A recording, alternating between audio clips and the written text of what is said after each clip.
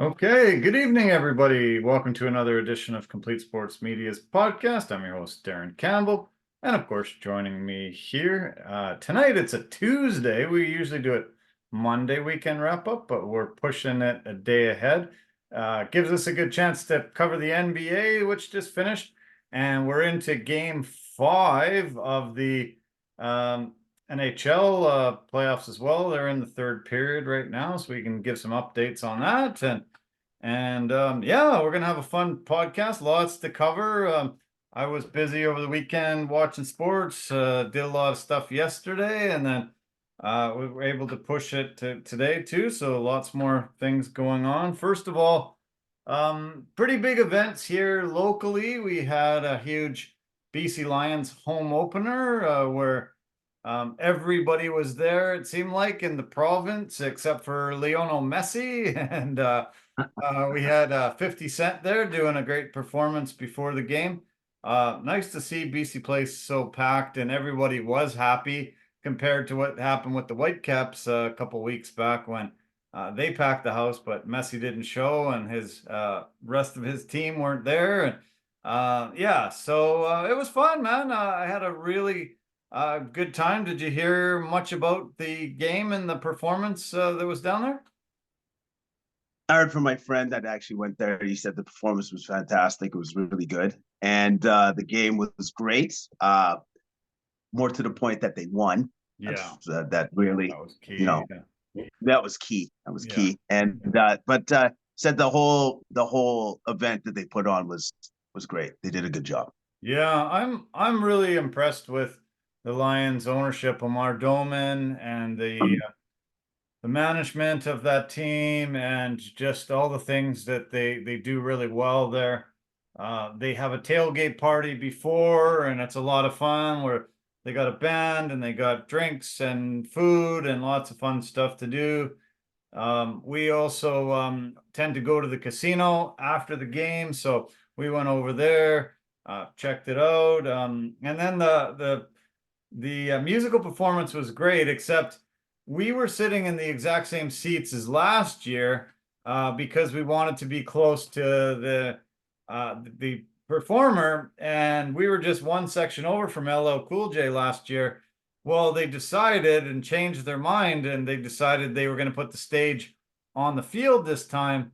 And as they were setting up the stage, we realized we were behind the stage, zero view of the concert, 100% blocked off from it. So we had to go around to another section and just sit in somebody's seats. Luckily, nobody Yeah. came. We got to see the entire performance from another person's seats, but it was kind of a little bit nerve-wracking, thinking, "Oh man, we came all the way to see this, and we're not going to see anything." Luckily, we did get to great seats, got to see the whole performance, and then went back to our seats. We did send a complaint email to the Lions staff saying that we were blocked out. You know, nobody told us that we were going to be behind the stage. And they ended up saying that they're going to give us a pair of tickets to an upcoming game whenever we want to go the rest of the year. So that was nice of them to immediately respond and make it right. That's awesome. That's exactly the kind of response that you would want Yeah. and expect from an organization, because they should have sent something out to prepare you for the fact that this could happen. Yeah. And since none of that happened, that's the right thing for them to do. Yeah, totally. Yeah. So, yeah, I was amazed. There was actually quite a few people that went there that left after 50 Cent was done. You know, you could see pockets of open seats as the game wore on, but nice that they packed it right from the start. And you know, they bought the tickets, so money's going into the BC Lions pockets. And as I mentioned last week, they don't get any money from the concessions, so they need you know, as many seats sold as they can to start competing with the other teams in the league. And yeah, it was great. It was a really good time. Lions just started out a little bit poorly. They had a lot of 2-and-outs and were punting the ball quite a bit. They had, I think, something like 7 yards total on offense in the first quarter. So I was thinking, oh man, they just better not crap the bed here and absolutely not get any points and lose this game. And then luckily Vernon Adams and the rest of the team started coming on and they ended up winning 26-17. First victory of the season against Calgary, which is obviously a division rival. And all in all, an absolutely awesome time. And we were very, very happy we went. You weren't there because you ended up getting our tickets that we had for the Vancouver Bandits basketball. And we texted a little bit, but I'd love to hear from you exactly how much fun you had. How enjoyable was the experience there? Well, whenever you do one of these things, you don't know exactly the quality that you're going to see. Yeah, The first thing that I was overjoyed about was the quality of basketball. nice. Yeah, High level, very high level. exceedingly higher than I thought it would be.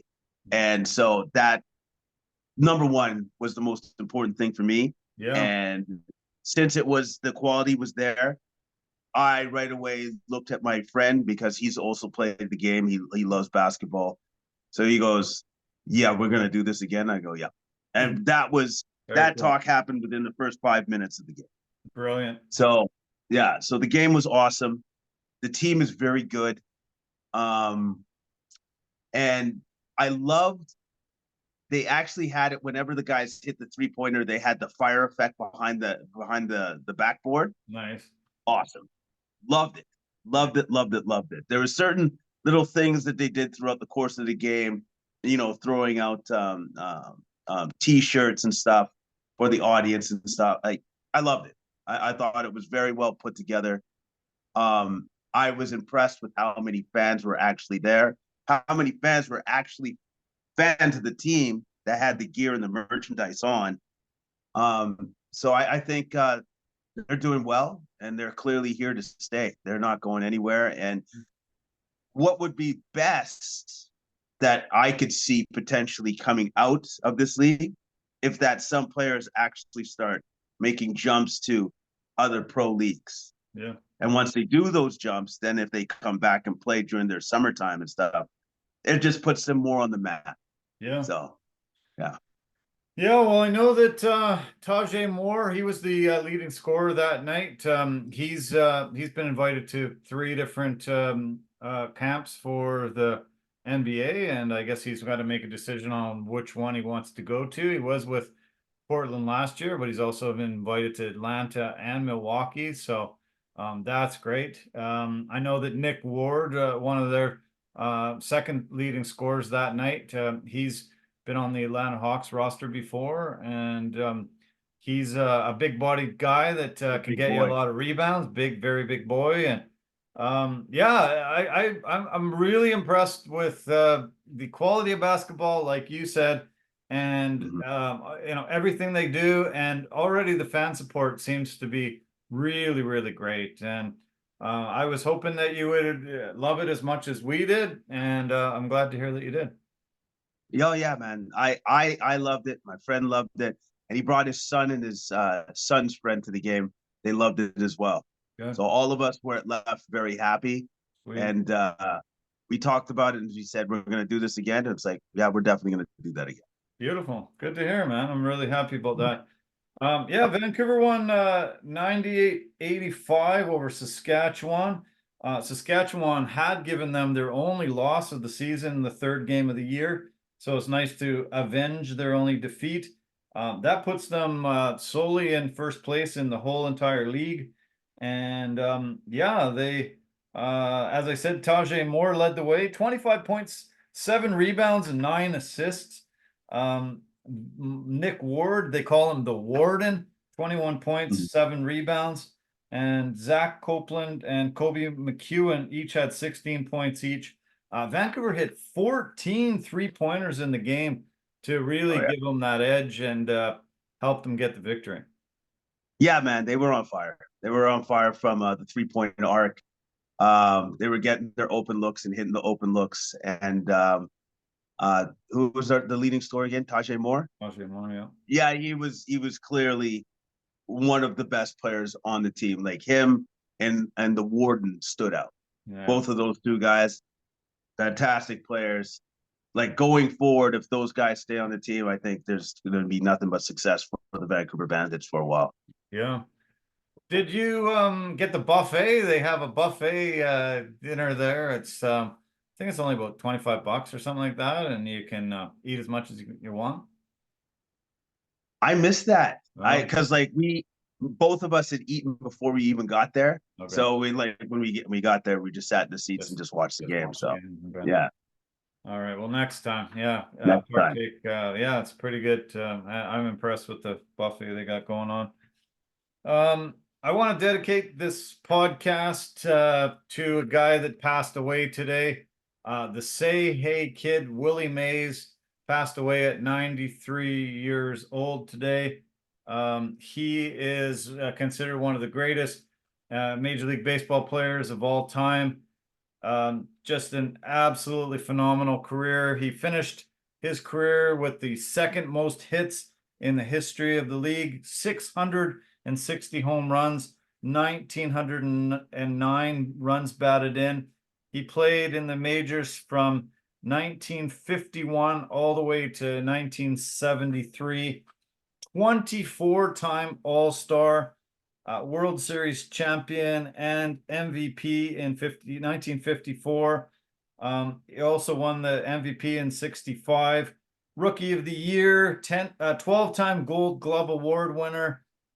He won the batting title, the home run championship 4 times, stolen base leader 4 times.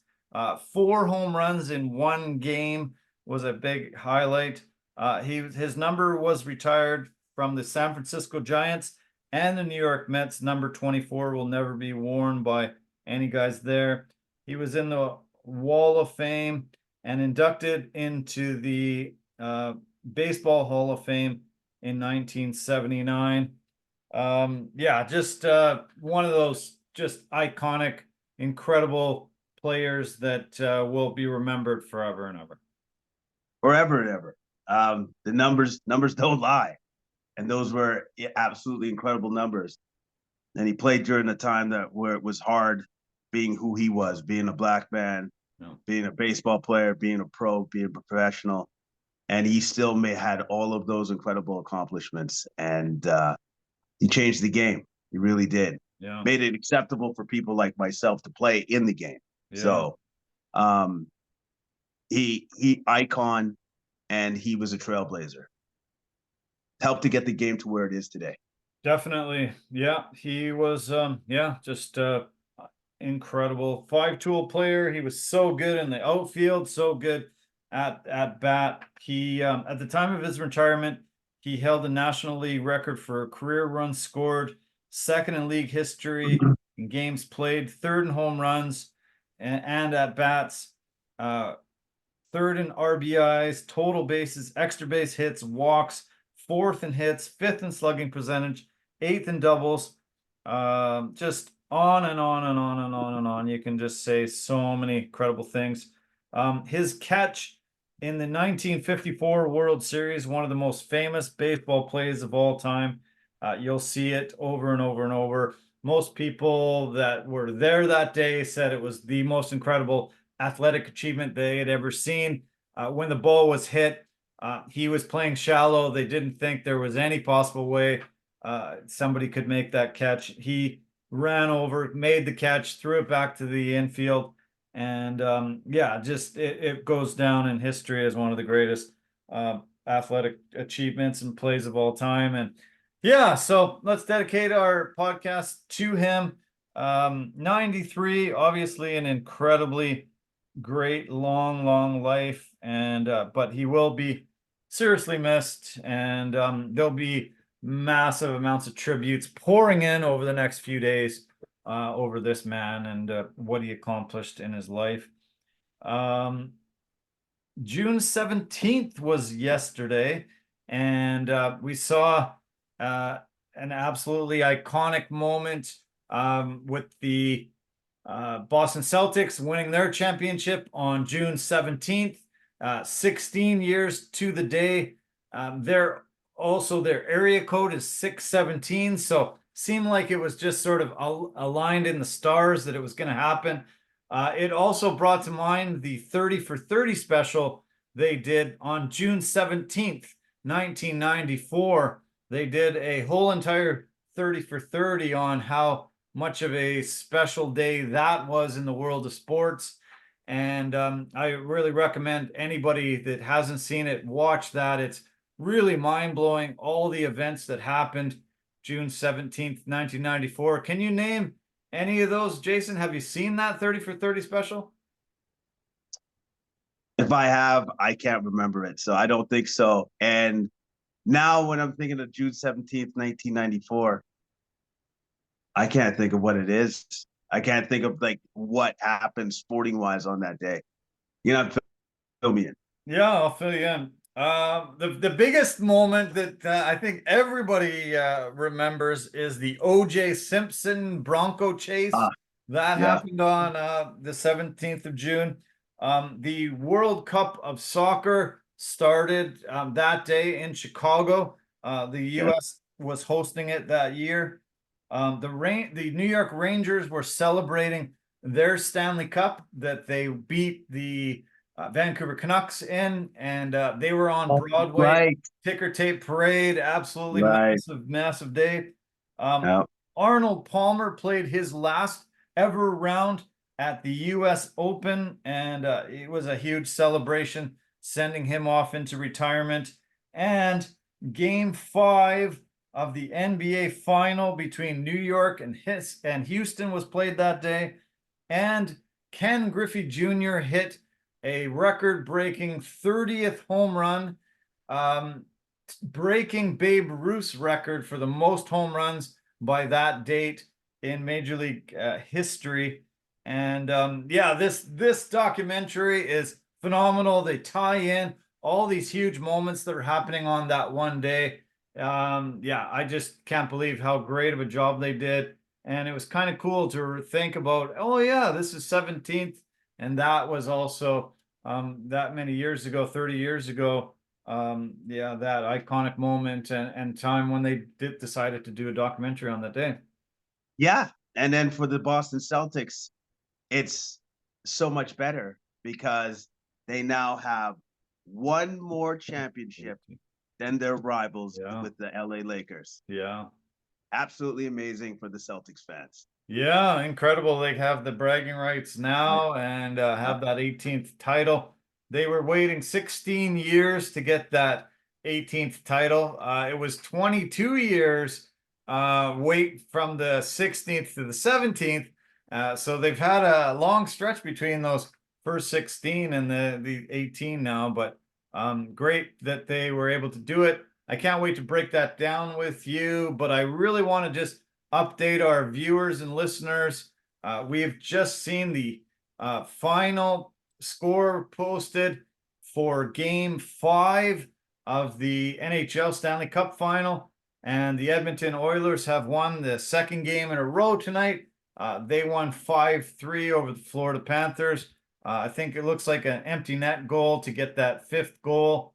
And heading back to Edmonton now for game 6. After being down 3-0, they are now forcing a game 6. Pretty incredible.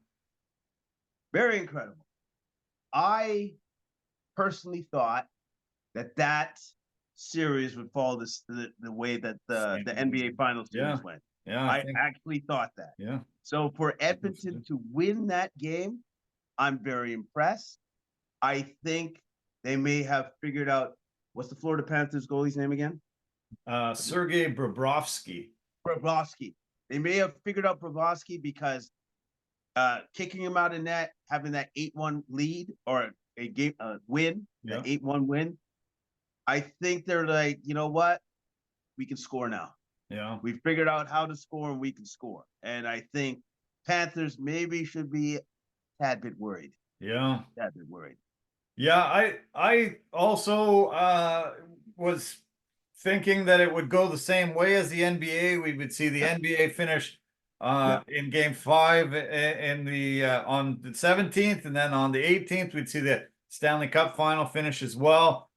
We've seen a lot before where it's 3-0 and the the team, just doesn't want to get swept and they play really, really hard. And that's their kind of ring, their title, the championship. Just let's not get swept. And it's very rare when teams have been able to force a game 5, a game 6, a game 7 after being down 3-0. So I thought Florida go home and they'd win it on home ice tonight, and big celebration.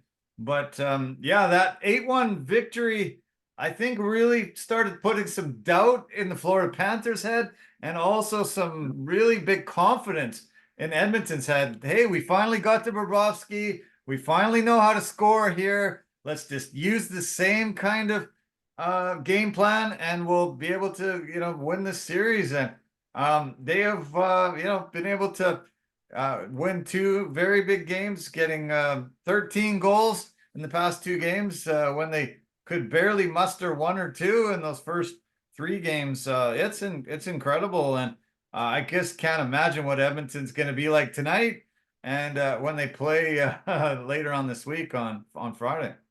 Exactly. Series is about momentum swings.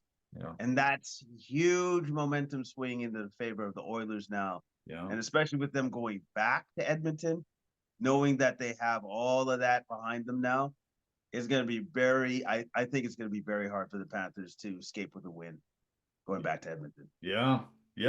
Could be. I kind of think I'm thinking there's going to be a game 7, and that would be my prediction too. Now that they've been able to force this game 6 back in Edmonton. Edmonton has lost 3 games in a row 4 times this year under coach Chris Knobloch. He joined the team after they started the season 2-9-2, and he came on. In November, they lost 3 in a row, and they had a meeting. They came together. They won 8 games in a row after that. Then in December, they lost 3 in a row. Also had a meeting, tried to figure it out. They went on a 16-game winning streak after that one. In February, they lost 3 games in a row. Then they won 5 in a row after that. So this is the 4th time they've lost 3 in a row, and now they've won 2 in a row. They're hoping, obviously, for 2 more, and really incredible that they can go on these huge winning streaks after losing 3 in a row. It is incredible, and it bodes well for them in this series. Yeah. Knowing that we've done this before, boys. We've done it before. We've done it 3 other times this year, guys. Yeah. We can pull this off. Yeah, we can do it again. Yeah. And right now they're in the midst of pulling it off again. So let's see how far they can do it.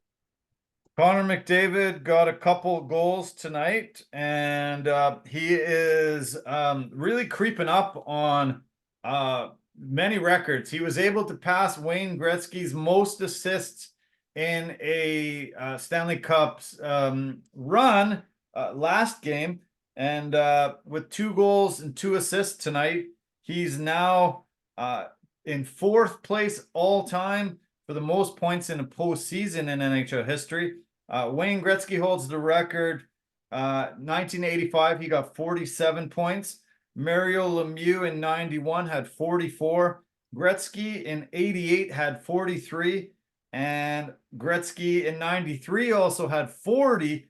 And then McDavid now tonight, I think that gives him 42. And that will push him into 4th place all time in most points in NHL history. It's incredible that he's getting these type of heights in this day and age in hockey, and starting to approach the great one and Mario Lemieux, who had just absolutely incredible postseasons back then. Yeah, the fact that he's able to pull this off in modern day hockey is actually kind of unbelievable. Yeah. And the fact that he's actually there, threatening the great one, with a record that probably nobody thought could ever be broken. Yeah. Ever. It's amazing. And that's impressive in and of itself. If he can, get another game or 2, he has a shot at this, and nobody ever thought those records would be broken. His top defenseman, Oilers' top defenseman is Evan Bouchard. He ended up getting 3 assists tonight, and that puts him in 3rd place all time for most points in a postseason among NHL defensemen. His coach that stands behind him almost every game, Paul Coffey from the Oilers back in the Gretzky days, 1985, had 37 points. Brian Leetch in 94 with the Rangers had 34. Al McInnes in 89 had 31. Bouchard now just passes Al McInnes. I think he's at 33 points now. And Cal McCarr had 29 in 2022. But yeah, both these guys are really just creeping up amongst the greats of all time. Yeah, and I think it's pretty cool that the greatest, Paul Coffey, is right behind him. Right behind him, standing there on the bench. Yeah, man. And that, I think that in itself is very cool. That's very cool. super neat. Yeah, I love it. Stuart Skinner, they put this graphic up tonight. In games 1 to 3 in the series so far this year, and all the 4 series they've been in, his record was 4 wins, 8 losses, over a little over 3 goals per game, and only an .868 save percentage. In games 4 through 7, he's actually 9-0 now, with a little under 2 goals per game, .944 save percentage, and 1 shutout. So he's been able to clutch up when the games have really mattered. And once he did get pulled against the Canucks, and they put Calvin Pickard in for a couple of games, ever since he's been back in the net, he's been just playing incredible. Was one of the main reasons why the Oilers won a game tonight. He made 34 saves and was able to get another victory and push it back to Edmonton for Game 6. This is great. This is really good for hockey lovers, good for the city of Edmonton, great for Canadian hockey. Also really fantastic for Sportsnet, who's going to get massive amount of eyeballs on Game 6. Absolutely massive amount of eyeballs. And I guess Skinner needs the pressure. He needs to have that pressure to have his best kind of games, because he's like, okay, backs against the wall, boys. Count on me. Let's do it. Count on me. Ride me. That's what he's been doing. It's pretty incredible. So the 1 goal Connor McDavid scored tonight, one of the greatest goals I've ever seen in my entire life. And I've been watching hockey for more than 50 years. He just skated in, made some dekes between 4 of the guys, and made this amazing pass over to Corey Perry, who put it in. And he just looked over at McDavid and just said, holy, what the? And he was just beep, like, whoa, was that ever a hell of a play? And it was great. McDavid is just hit another gear here. And the Oilers, in those first 3 games, I just noticed that they were playing really stagnant. They were coming across, they were dumping it in, they were coming across the line and making passes and just trying to get the open man. Here, they're just doing these incredible rushes. They scored another shorthanded goal tonight where came in on a rush. Beautiful goal by Connor Brown. Just so many goals now generated with their speed and their talent and the ability to get that open ice that they need to just showcase the skill that they have. Yeah, and I think that's where they play at their best, clearly. And I think Connor McDavid is just like, you know what? I'm just going to do me. I'm just going to do me, and we'll see what happens. Yeah. Apparently doing him is what works. Yeah. Yeah, he's so fun to watch, and it's absolutely incredible. Matthew Tkachuk had a really beautiful goal tonight, really showing the heart of the champion. Oilers had 2 3-goal leads, and Florida just kept chipping away, coming back, and I thought, holy cow, never underestimate the heart of a champion. And they really were playing well, but yeah, got beat tonight, and they're going to have to do some soul searching, figure out what to do, and see if they can still win this series. Oliver Ekman-Larsson scored for the Panthers tonight. He didn't do that in Vancouver, but he still collected $60-70 million out of here. And I don't know why he couldn't do it here, but he scored a beautiful goal tonight. And Florida, There's still, 3-2, got the lead. Just have to win one of the next 2 games and have the win. But there's got to be some doubt creeping in for sure. I would think there's a little bit of doubt, a little bit of trepidation. Like they're worried. Yeah. How could they not be? Last game, they said they had a bit of a good luck charm. Shania Twain played the concert before. Did you see her going around the locker room high-fiving all the boys in the dressing room there? They said it was a really big good luck charm, and I think she might be back for game 6. If it worked once, why can't it work again? I'm sure if they asked her to do it, she'll do it. Yeah. Take a look. It's a great video. She's in a little black dress, little sequin black dress, and walking around the room, high-fiving all the guys. They had Our Lady Peace on the third game. Shania Twain on game 4. I don't know if they've already got another concert planned, but man, is there the party going on in Edmonton? They had a full house tonight inside the arena. They also had the ice district outside the arena. They had more people down there than they've ever had. I heard, in their history of the city. And every single person in Edmonton seems like they're on the bandwagon and really cheering these guys on to finally win this cup. Yeah, man. I think Edmonton has come together.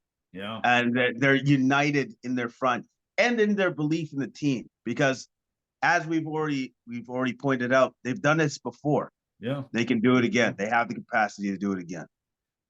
There was another big announcement today in the world of hockey coming from the Vancouver Canucks. They today said that they've locked up one of their top defensemen, Philip Hronek, to an 8-year, $58 million extension. That gives him $7.25 million average annual salary. He had a career high 48 points this year and helped his defensive partner Quinn Hughes have another career year and help this Canucks team really, really go far. Great for them to be able to lock him down, make sure he's going to be there for many, many years to come. And this dynamic duo of him and Quinn Hughes can really head off and really help the Canucks do another springboard next year to try to even advance farther. They got to keep the core together because they know that this core works. Yeah. He's part of that. He's part of the reason why they did so well this season. And they know that he is a great pairing with Hughes. Yeah. So, yeah, it's a no-brainer to lock him up. Incredible. Okay, let's turn to the NBA. We talked about it a little earlier. It is a final. Boston Celtics have won their 18th title. And it was sort of a foregone conclusion. This is the best team.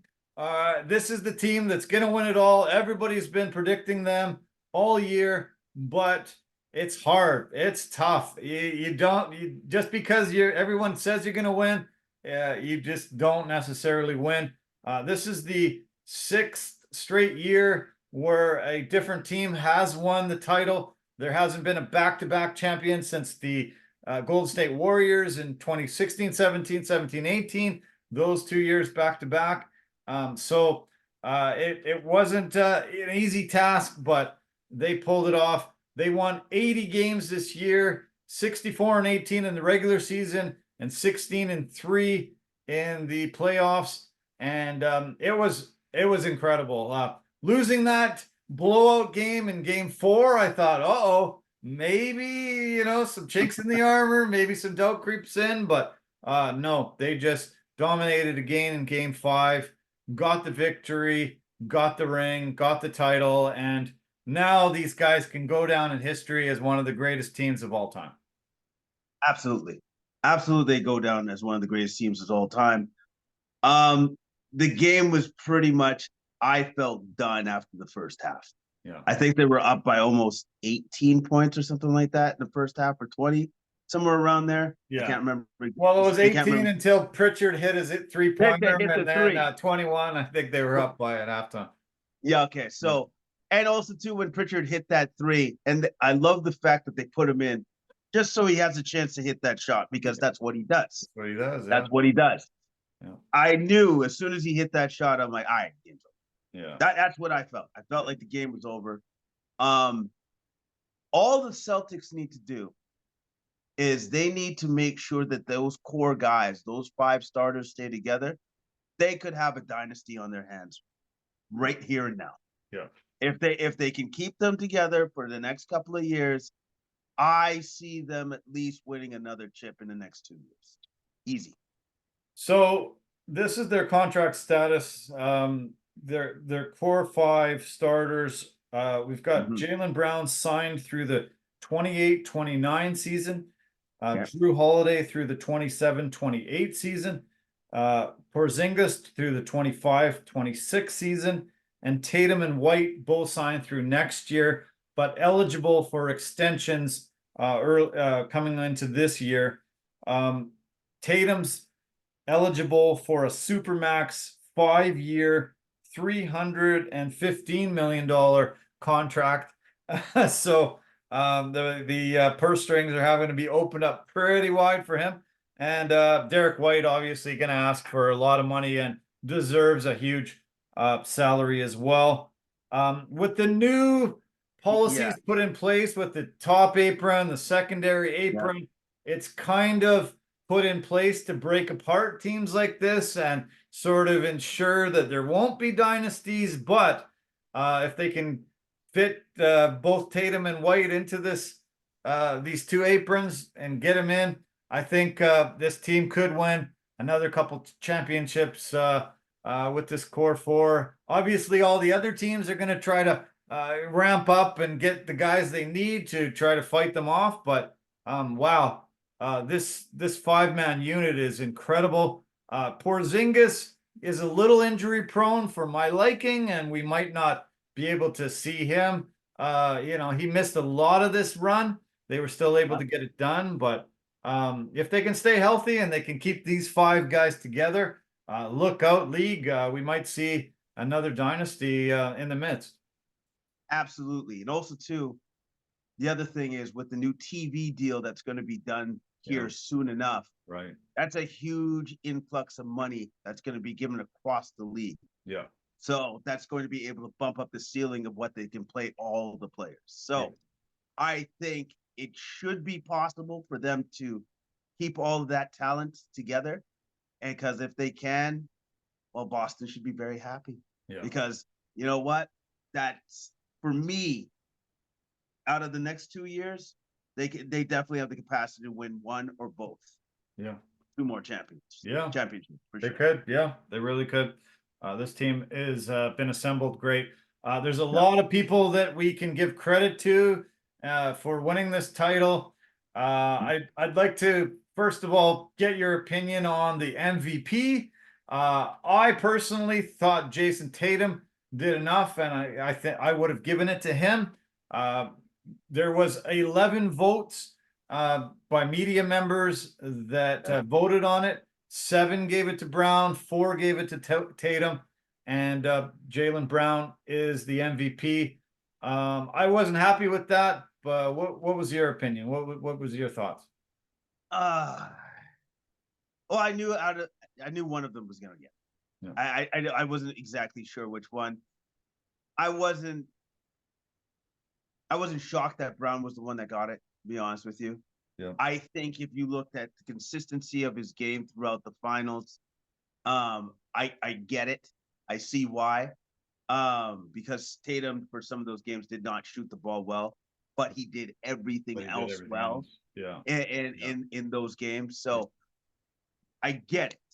I get it to a certain respect. But to be honest with you, my sneaky pick, finals MVP pick, would have been Drew Holiday. Yeah. I think he was essential for those games that they won. Oh, he was absolutely essential for those games he won. And that he would have been my personal pick. Yeah.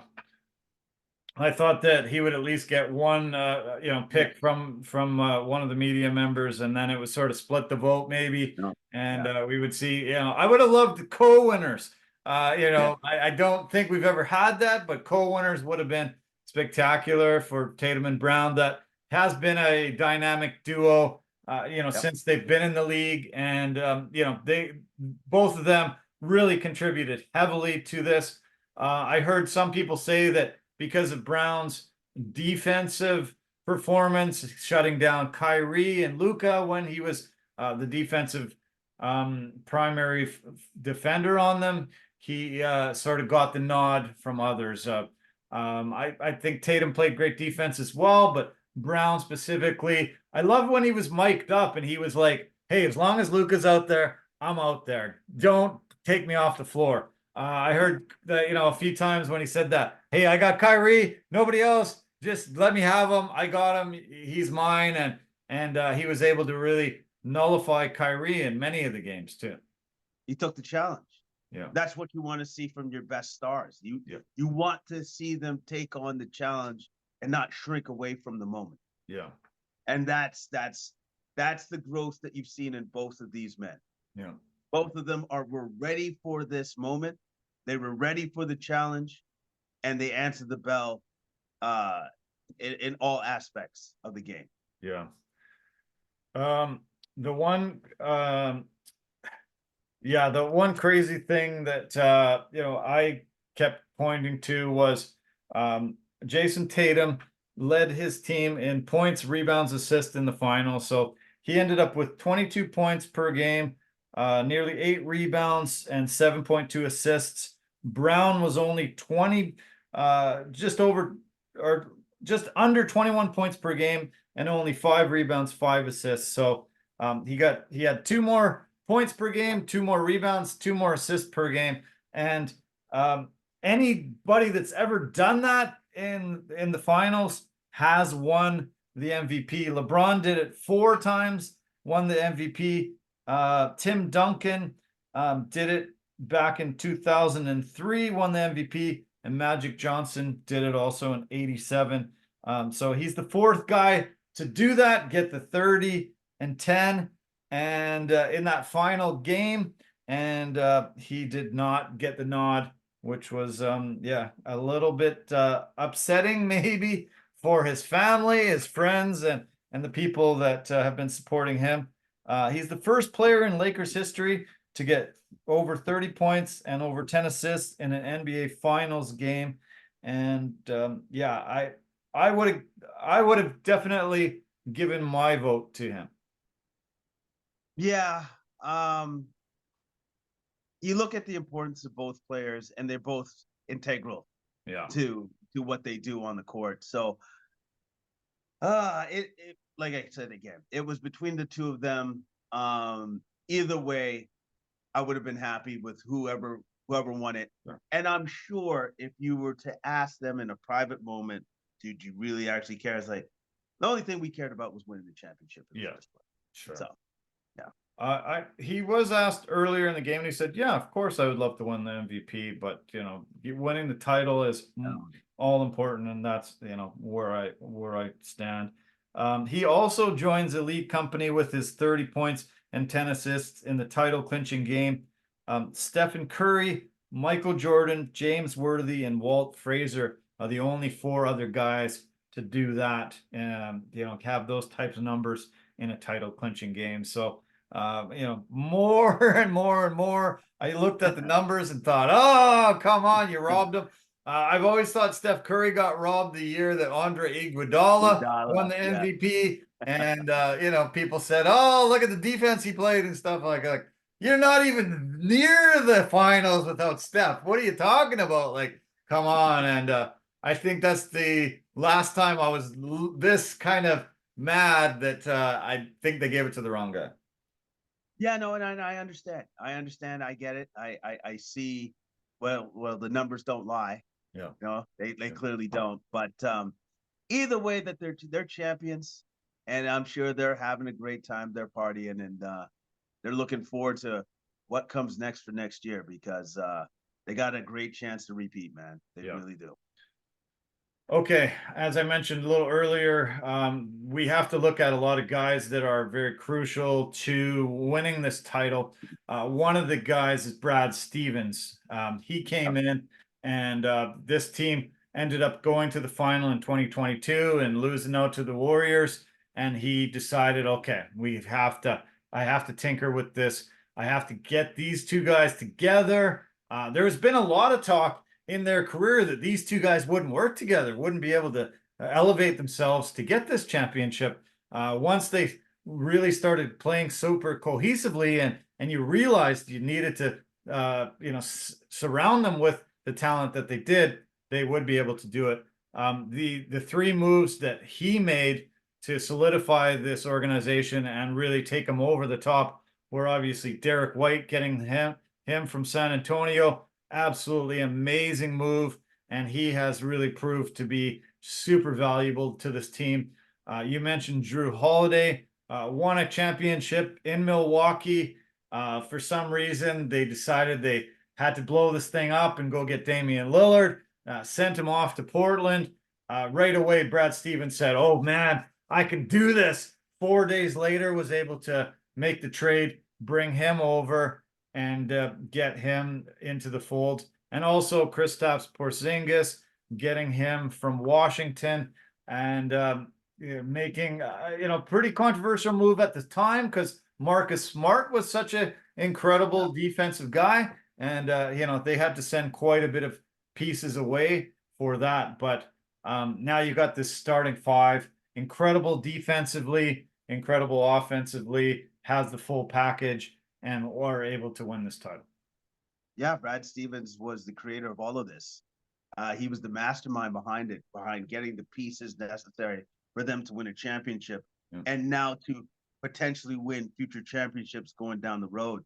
So he deserves a ton of credit. Yeah. Deserves a ton of credit for doing that.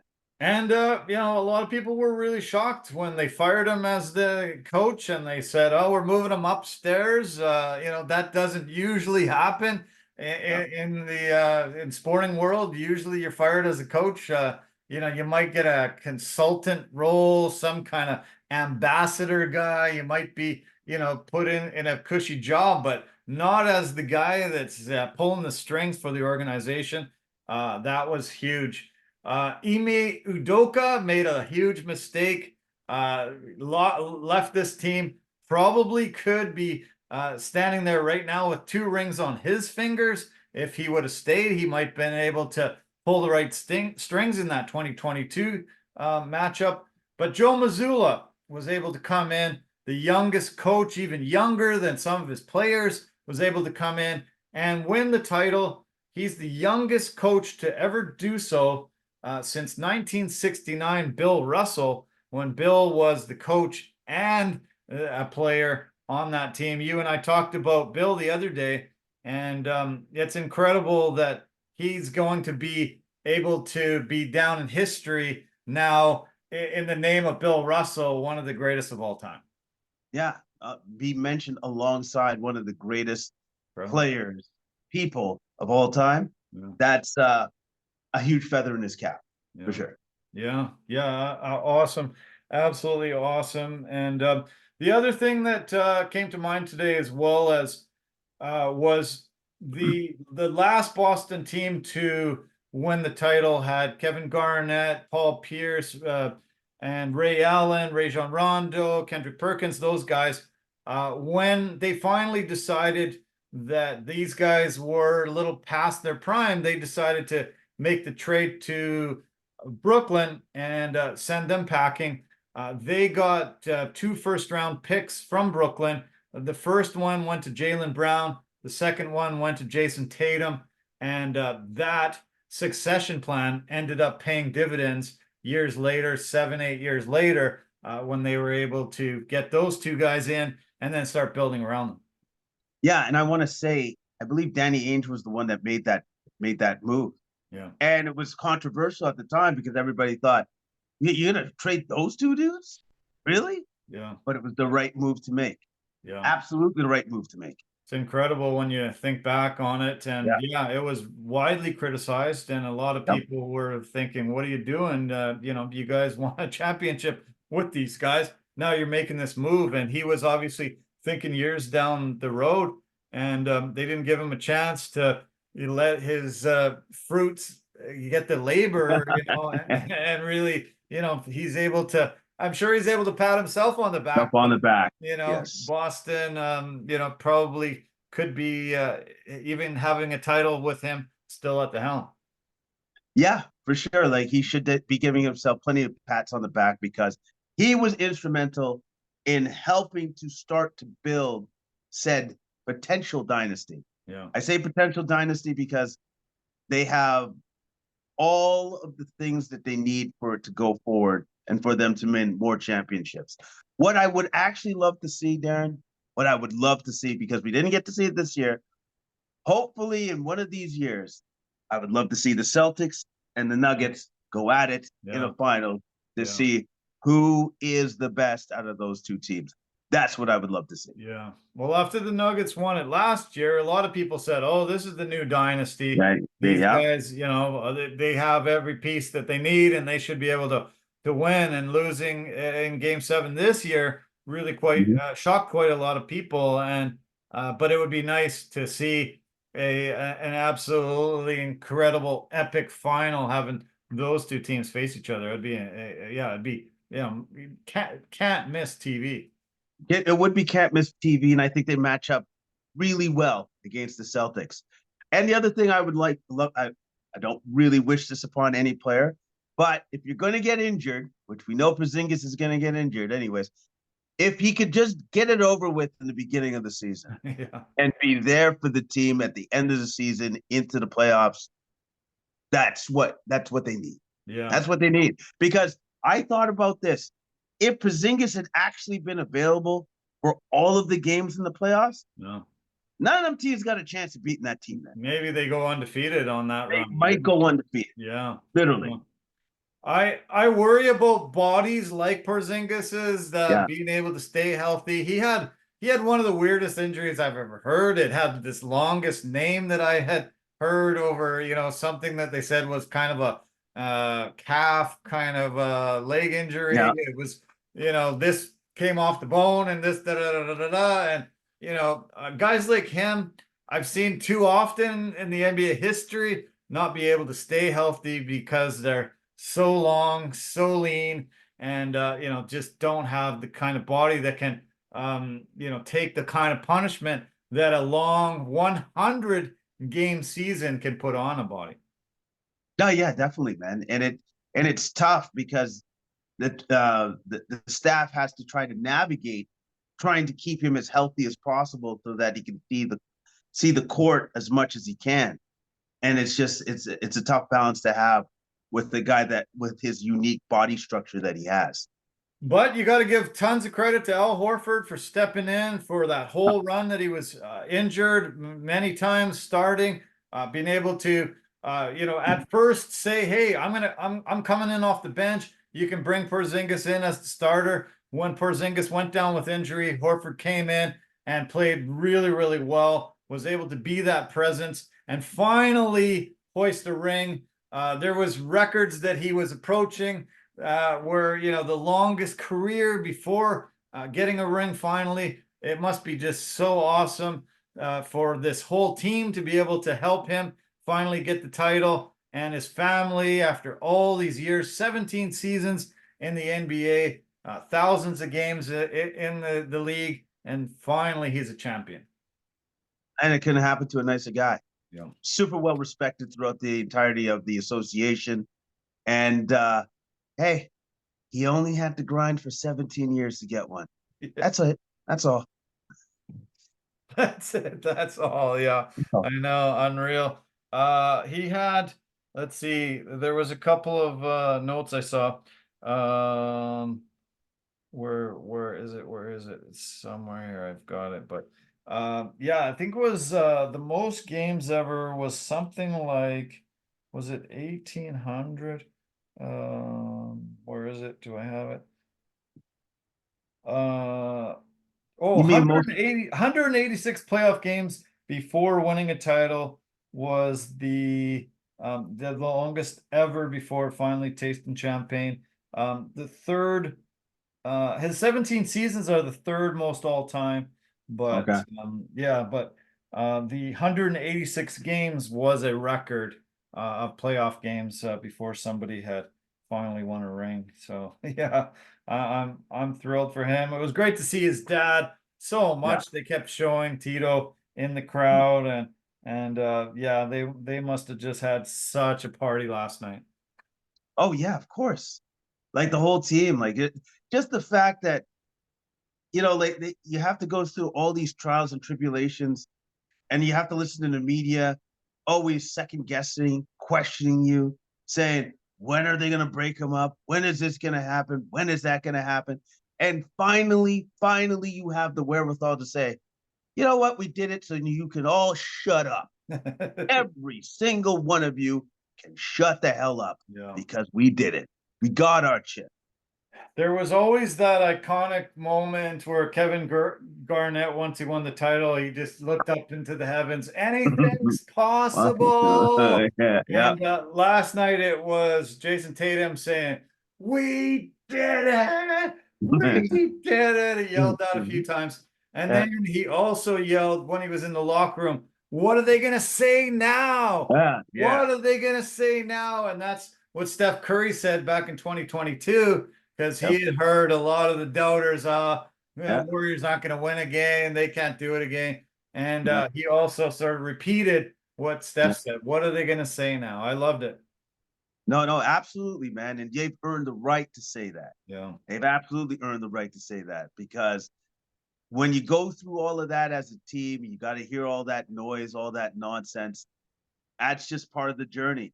And then once you overcome all of that to win the championship finally, it's just a tremendous weight off your back. But guess what? You get to look forward to next season to do the grind all over again. Yeah. It's a short off season for Yes, them. it is. So, yeah. They played, Tatum and Brown played a combined 107 career playoff games as a duo. That was the most ever by teammates prior to winning their first NBA title. So records falling all over the place yesterday. And yeah, it's great. Good to see them finally do it. And yeah, very, very amazing. And yeah, we're really looking at a very likely dynasty with this team if they can just re-up those two guys. And yeah, it's going to be fun. They also have Peyton Pritchard. They got Sam Hauser. They got a lot of good pieces around this team. And yeah, it's pretty incredible and pretty great. Okay, let's look on the other side of the coin. Kyrie and Luka had a magical run this year. Everybody really doubted them after the acquisition of Kyrie last year. They flamed out and missed the playoffs. This year, in the final month and a half of the season, they went 16-4, went into the playoffs, and were able to make it all the way to the final. Pushed it to game 5 in the final. And, this has to be looked at as a really super successful season for Dallas. They had an incredible season. They had an incredible season that nobody expected them to have. Number one. Yeah. Number two, Luka was by far and away the best player in the playoffs this season. Yeah. So the Mavericks have a lot to be happy and grateful for. This is the fact that they have, you could argue right now, possibly the best player in the NBA, because I think Luka led the playoffs this year in double-doubles, triple-doubles, rebounds, assists, points, three-pointers made.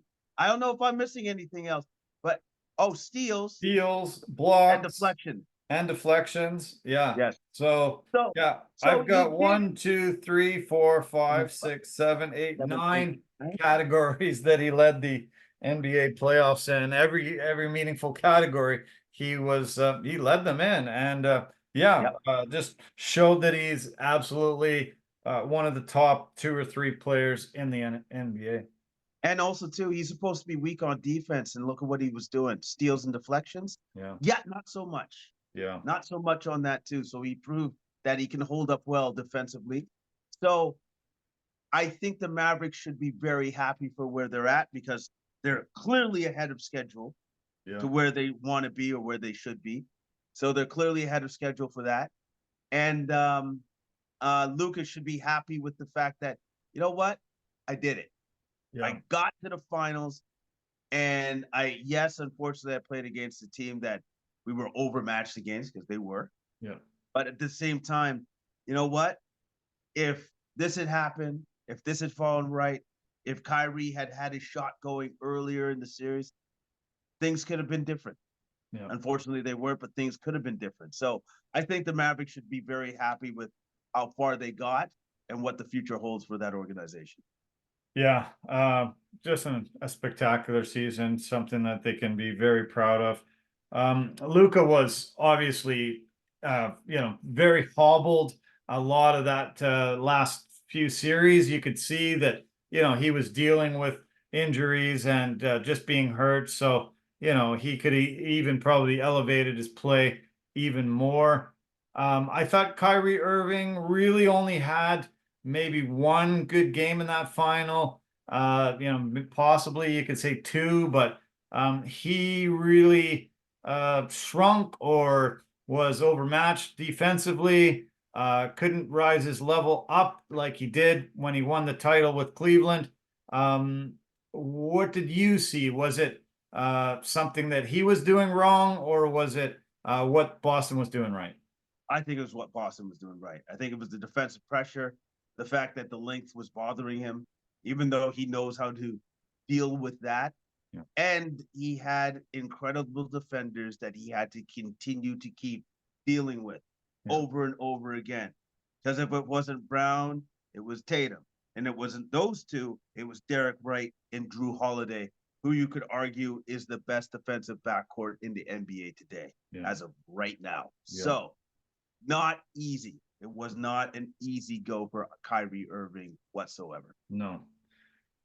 Yeah, it was tough, but they gotta be very happy with their run, and they were able to really light up the Dallas crowd, get that city back electrified, and there could be a title in their future as well if they can add a couple more pieces. Look out.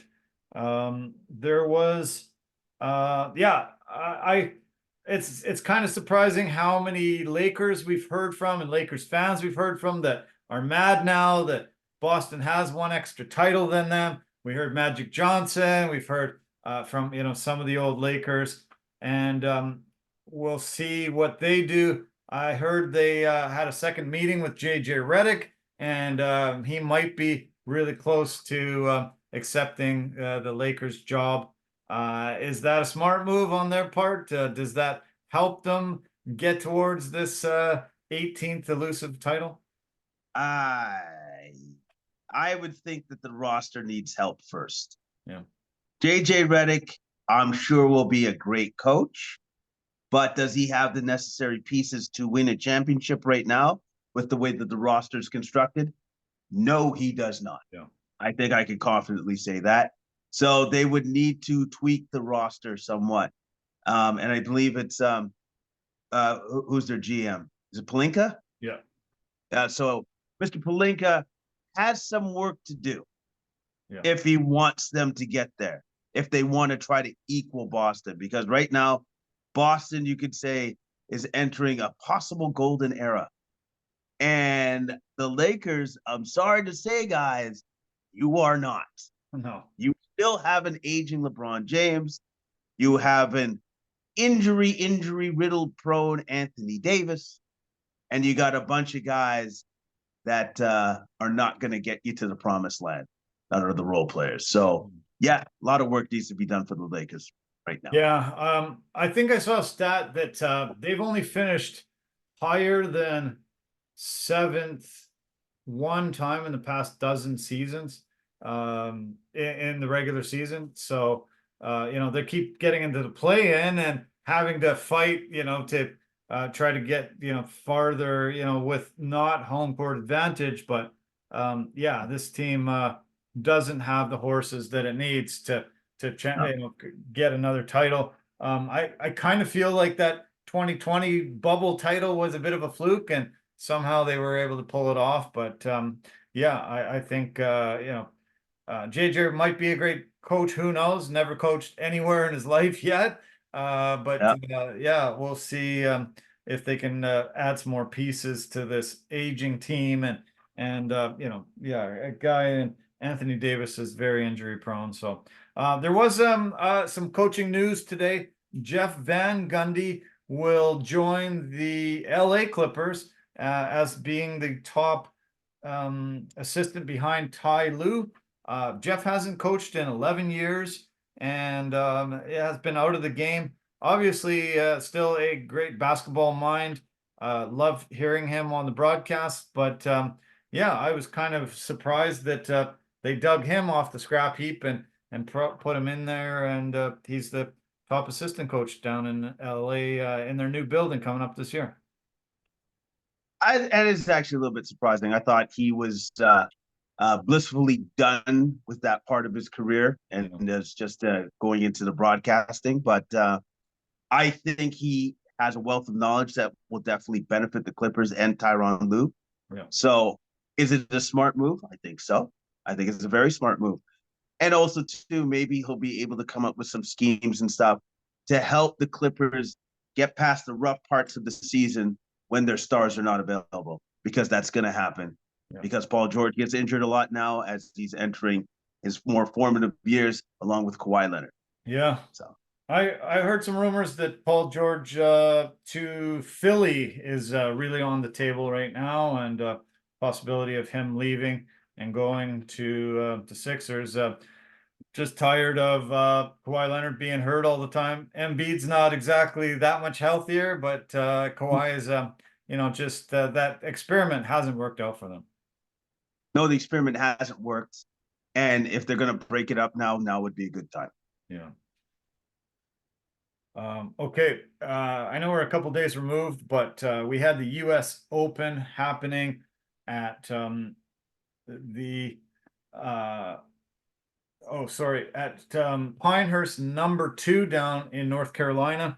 There was a battle going down the stretch on Sunday between LIV and the PGA.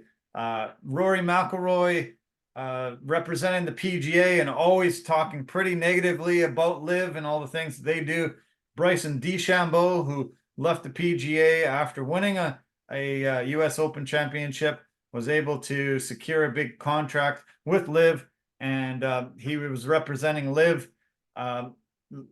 Bryson started the day with a 3-shot lead. Rory was back there.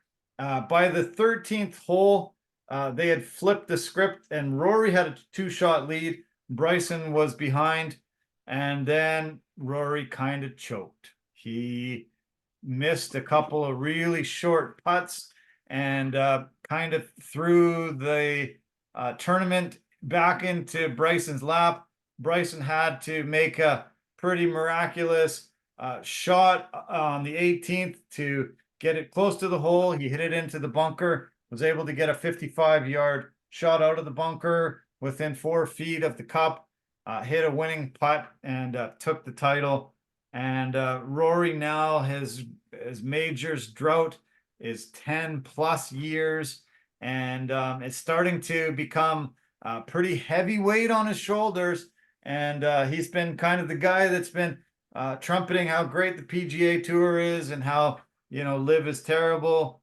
But the weight of it is starting to become, pretty brutal. And to see him choke and throw away this lead that he had it was really tough to watch. Great to see Bryson win. He's become a big fan favorite again, but it's going to be probably remembered this US Open more for Rory losing, not Bryson winning. Yeah. Unfortunately, the lights got pretty bright for Rory, and he couldn't get it done. I think once you haven't won a major in that long, it's just that much harder to win one. Like, because you're putting on a tremendous amount of pressure on yourself. Pressure. And it. Yeah. It's been pressure. 10 long years since you've last won a major. Yeah. And Bryson knows it too. Right. Like he's just like, hey, I don't know, man. Like it's tough out here. It's hot, I'm right there. I'm right behind you. I'm breathing down your neck. Also, And also, too, I got all this live money that you turned down. Thank you for that. Thank you. Yeah, right. Yeah. Yeah, Yeah. yeah. Yeah, It's tough, man. It's tough. it was crazy to watch. The golf world in the past couple of years has been totally fractured, and a Yep. lot of people jumping on one side or the other. Most of these live golfers can't play in the majors if they haven't won already because Yep. they're not getting these world ranking points when they play these tournaments on live, and so less and less live golfers will be playing in the majors if they don't come to a deal or they don't change the rules and stuff. So it's kind of nice to see the guys that made that move, and most people have agreed that it worked out a lot better for the guys that did make the move to live, and good to see Bryson win. Bryson is fun to watch. He absolutely just picks up the club that he shouldn't sometimes, and just tries to hammer it as far as he possibly can. And a lot of times it's going left, it's going right, it's all over the place. But he just wants to be the showman. He wants to be the entertainer. He should pick a club that he can hit a lot straighter, but he's like, no, I'm here to make everybody enjoy it. He's like Happy Gilmore, and Yeah. he's fun to watch. I think he only hit 4 of 14 fairways that day, and usually when a guy's hitting that few, usually you're, especially on a major, you're not winning the tournament. But he was able to get himself out of trouble and take the win and still entertain the hell out of the people. Yeah, he's got a little bit of John Daly in him. Yeah. Like that's what I've always seen with him, and it's refreshing to see Yeah. that he's willing to do that and take the risk, Yeah. and that he's talented enough to do all that and still win. Still win, yeah. Yeah. One thing about the major golf that I have always been pretty upset with is that the guys that run it are called the U.S. Golf Association, USGA, and their goal at the beginning of the week is to have the winner not even break par. They really want to have it as a very, very, very tough test. Usually the courses have the rough. If you hit off the fairways, the rough is so deep that you can't even barely hit it out of there, and you're going to get bogeys, double bogeys, and worse, and you're going to score. Your scores aren't going to be under par. This particular course, they actually made the greens almost impossible, and they call them either turtlebacks or bowler hats, and so you hit it up onto the green and it just rolls off, and it rolls off this way, that way, this way, that way. It's kind of like mini golf in a way, and it's just ridiculous. You guys are standing on the middle of the fairway, and they've got a nice lofted club, wedges, 9-irons, and they're hitting it up, and they're hitting it right by the pin, and it spins a little bit, and it comes right off the green. And it's just dumb. It's stupid, and it's just not cool. I don't think it's the way it should be. I think if a guy's hitting it right beside the pin, he should be rewarded. That should be good. And when they're not even getting under par, it's like people that are kind of amateurs were like, hey, I could shoot that. I shot close to par once, 3 times in my life. I could do this. And that's not the way it should look. You should be looking at a professional athlete and going, Jesus, there's no way that I could do that. I couldn't shoot 20 under. If I played for 100 years, I couldn't shoot 20 under. These guys were just barely under par because they put the pin in positions where it's almost impossible to get it in. And Rory did kind of choke, but the places where those holes were brutal. You were like, you're hitting the ball and it was just going sideways on you and stuff. And it's become frustrating for me. I don't like it. I think it's something that they should change, and they should make it where we're going to see some spectacular birdies, spectacular eagles, incredible shots, and very, very far under par, because these guys are huge and great and amazing players. I think you can actually have a balance of making the course incredibly challenging, but not so over the top cartoonish that it's ridiculous. Yeah.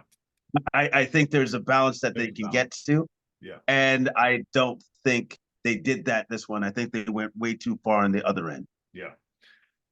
There's also a few old rules that just super infuriate me about golf, and the one, and I've mentioned it on this podcast before, is that you're keeping your own score.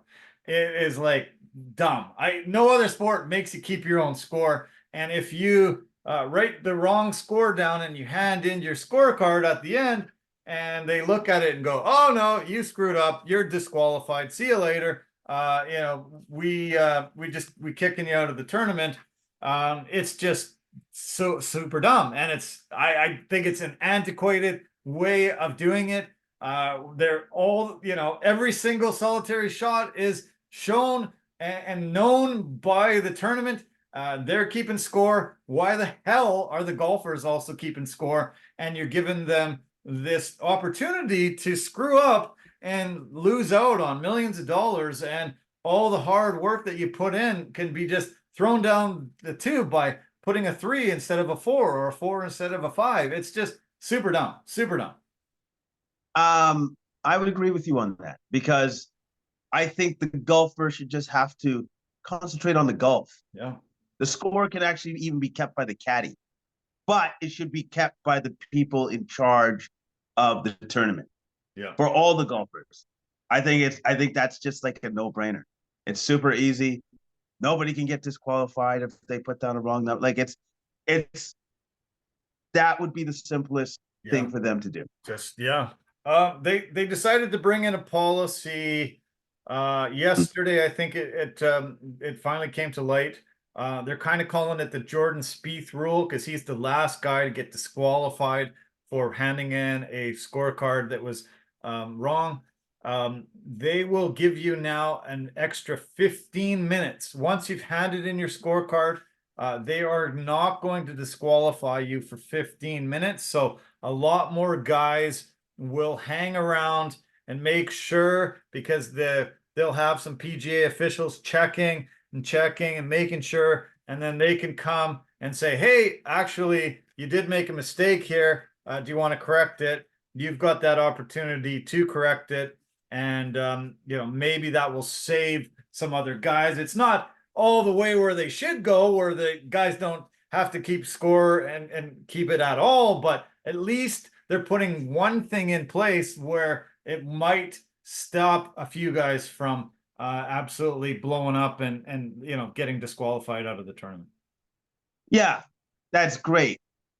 Go all the way though. All the way. You know what I mean? Like you've come this far. Now why don't you just take the reins and take control? Yeah. That's what I would say. Yeah, it would make way more sense.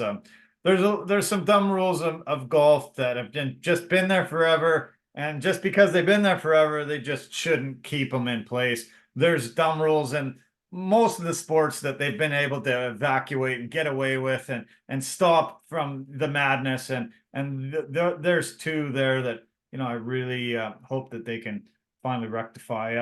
I really want some of these majors to just make it balanced, like you say, tough but not ridiculous. We don't want to see a windmill out there. We don't want to see some ridiculous kind of mini golf kind of thing on these greens. And when I saw the course at first, I thought, oh, okay, this looks cool. This looks like not super brutal like some of the other US Opens where they got 3-4 feet of grass off the fairway.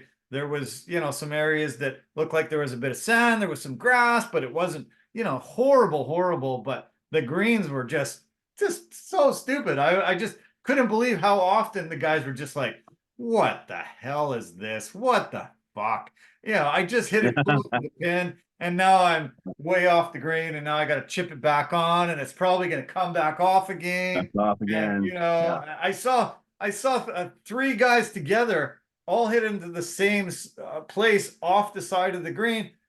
2 of them hit onto the green. It came all the way back, rolled back to almost where they were standing. The other guy had to hit it way over the pin and way over off the other side because it wasn't so sloped on that side. And he took 2 more shots to get it in. Those other guys ended up 3 more shots to get it in. And it was like the 3 the three best golfers in the world were the three guys that were there. And it was Scheffler, Schauffele, and McIlroy. All three of them had this difficulty, and it was just becoming comical, stupid. And I was just very like, come on, guys. This makes it look kind of ridiculous.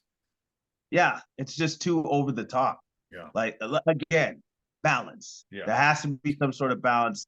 It's like I don't want to say it like this, but it's like, how can Liv get it right and you guys get it so wrong? Yeah. Okay. Yeah. Sure enough. Yeah. Good point. Okay. We had the Euro Cup start on Friday. It's been absolutely fantastic to watch. I told all of you, please watch as much as you can, and I've been watching all the games. We've got 3 games a day, except for occasional day. First day had host Germany hosting Scotland. Made the German people incredibly happy with a 5-1 win in the opening game, and really made them feel like they might be able to raise the title on home soil. I think it's been since the 80s somebody on home soil has won the Euro Championship. So great start for Germany. 5 different goal scorers, and just a really big beat down on day one. Started off the tournament great for everyone involved that put it together, and the host country winning that heavily is always good. Always good, because you know what? You get the fans from the host country into it immediately, Yeah, because their team is doing well. And it's a great start to the tournament. Great start. On day 2, Switzerland was able to get a 3-1 victory over Hungary. Spain beat Croatia 3-0. They got a shutout from Simon. He got a clean sheet on 5 different saves. Italy beat Albania. Albania scored the earliest goal in Euro Cup history. 22 seconds into the opening of the game, Albania scored, shocked the world, blew everybody away. Italy was able to come back and score in the 11th minute and the 16th minute, and got the 2-1 victory there. But man, you just saw the Albanian fans. They most of them had just taken their first sip of beer, and then boom! Holy cow! We got a goal already. Nobody expects a goal in the first minute like that. No, and especially since Albania is playing like a powerhouse in Italy, Yeah. they're thinking to themselves, "Are you saying we got a chance? Are you saying this Yeah. is it? This is our chance?" Yeah. So yeah, man, it's good fun for the Albanian fans for sure. Italy is defending champions and expected to go far as always. So yeah, incredible. And then Sunday we had Group D started. Netherlands came from 1 goal down, beat Poland 2-1.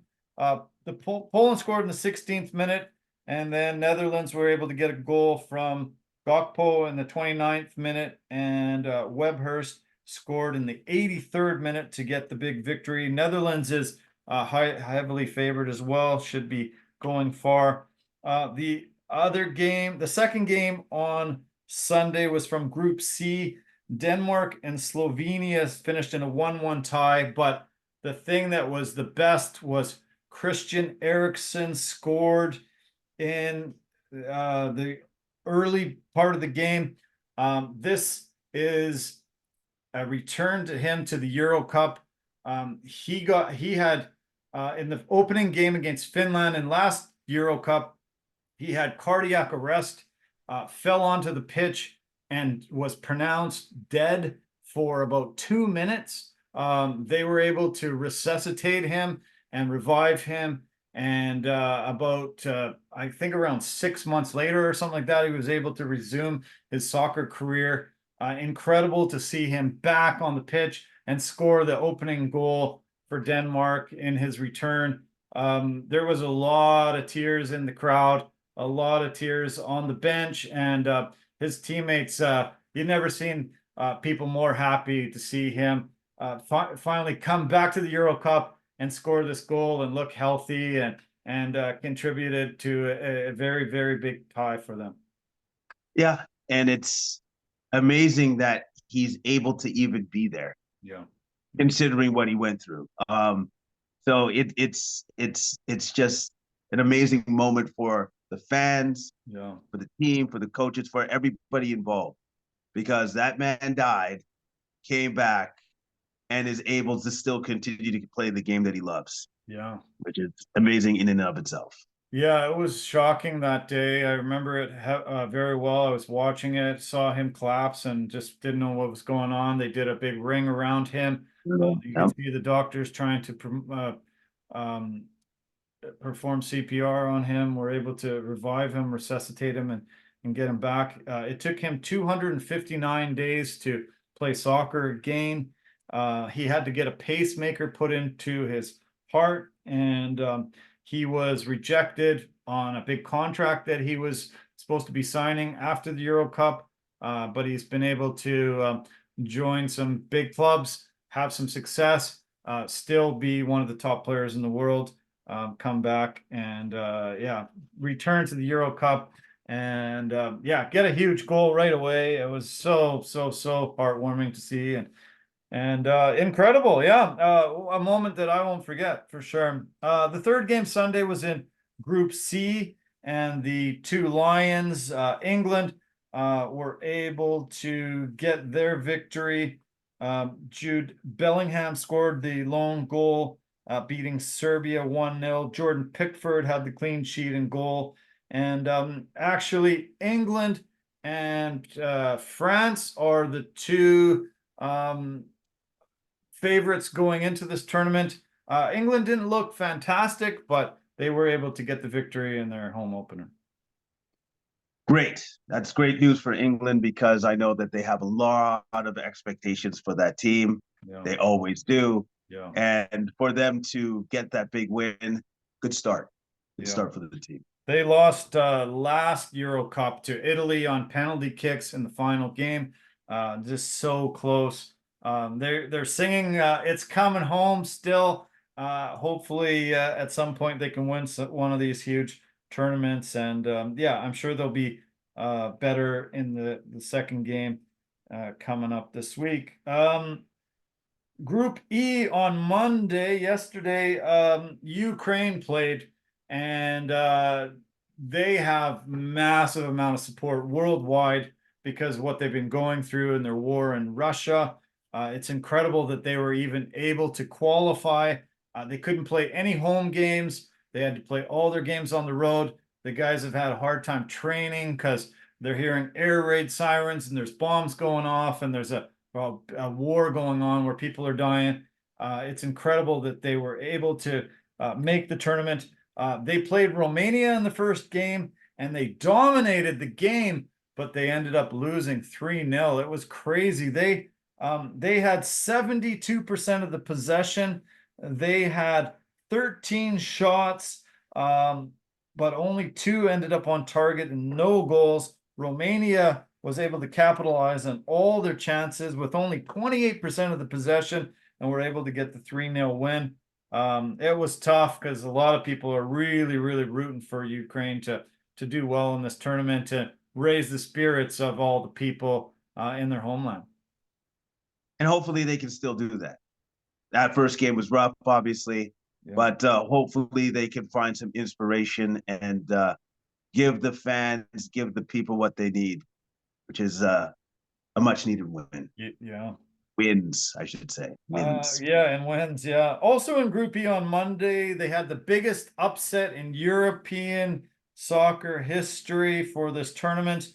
48th ranked Slovenia beat number 3 world ranked Belgium. Slovakia. I think I said Slovenia. Slovakia. It's amazing Slovakia even made it into this tournament. There's only 24 teams and they are 48th ranked in the world. They were able to make it into the tournament and ended up beating Belgium 1-0 by a goal in the 7th minute. Belgium did score 2 goals. Both were turned over and rejected. They said that one was offside and one was handled by a handball before the pass across that put it into the net. Lukaku scored both goals, and both of them were called back. And Belgium, with a huge loss in their opening game, incredible, big, massive upset for Slovakia. Yeah, that is unfortunate for Belgium to have both goals called back. Yeah. Knowing that it's like, oh, so we got no, I'm sorry. This is what happened, or this is what happened. Yeah. Big win for Slovakia, though. Huge win for them. They must be very happy to start off their tournament like that. Yeah, incredible. And then third game Monday had France getting lucky. They scored a goal. Kylian Mbappe, probably the second best player in the world right now, shot it across the box. It ended up hitting the defenseman on Austria off the head. It went into his own net. They call it an own goal. They put his name up on the France's side, and they say own goal, which I think is cruel. I think they should give it to the last player that touched it from the opposing team. It's kind of a weird, stupid thing that soccer does, and they were able to get the 1-0 victory over Austria. Yeah, it seems pretty ridiculous because it's like, how did you score your goal?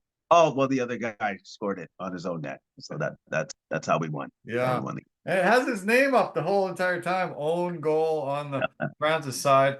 Mbappe, unfortunately, severely broke his nose late in the game and had to leave the pitch.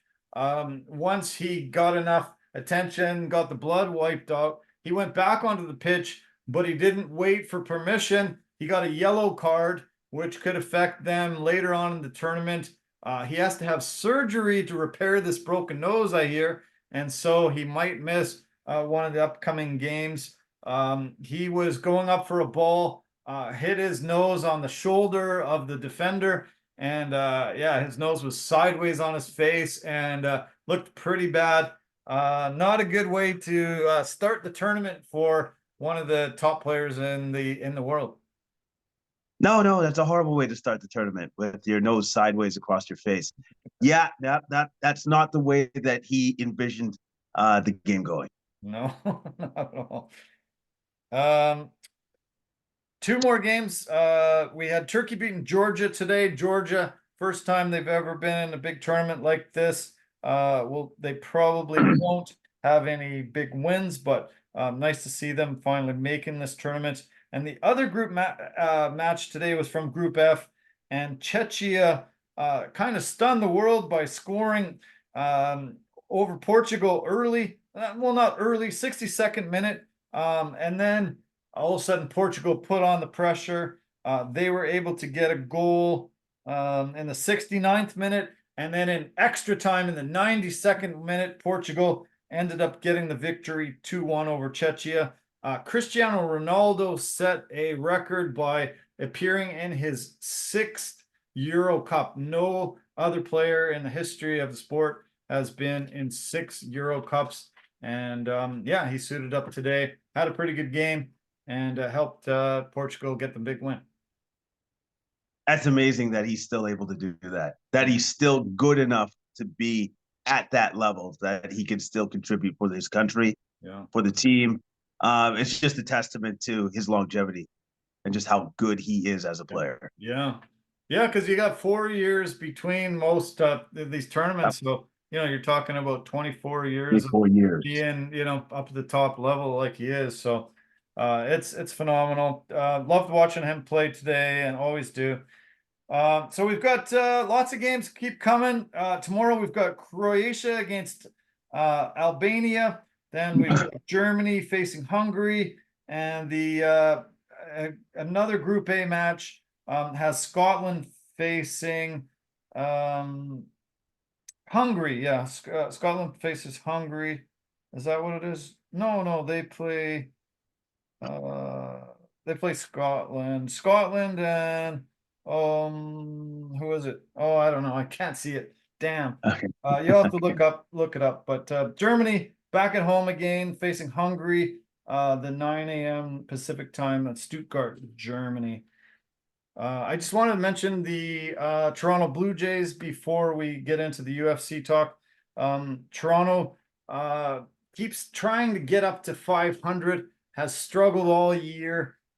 Since April 29th, they've had 4 different times where they've been 1 game away from getting to 500, and they've lost every time. May 1st, they were 15-16, and they lost 6-1 to KC. June the 10th, they were 32-33. They lost 3-1 to Milwaukee. The next 2 days later, they played Milwaukee again, and they were 33-34, and they lost 5-4 to the Brewers. Yesterday, they were playing Boston. They were 35-36, and they lost 7-3 to Boston. So they just can't quite make it to the 500 and past. Yesterday, the couple of Canadians were very, very, very instrumental in helping Boston beat Toronto.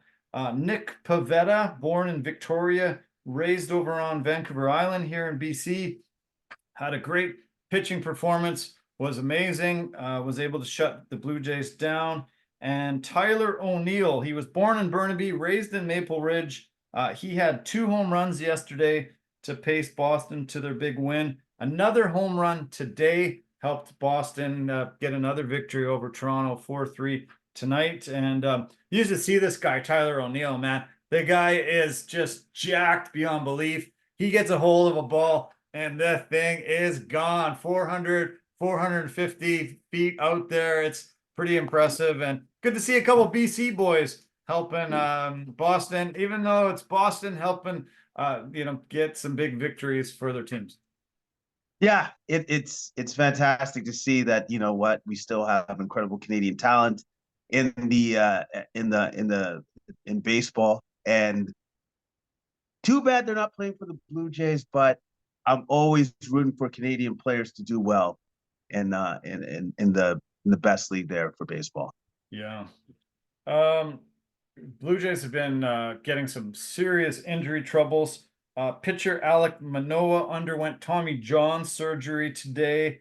He will miss now 12 to 14 months in his recovery from that surgery. Bo Bichette's missed the last 4 games with a serious calf injury, and they lost Jimmy Garcia to the injured list. That's their top 3 relief pitchers down now.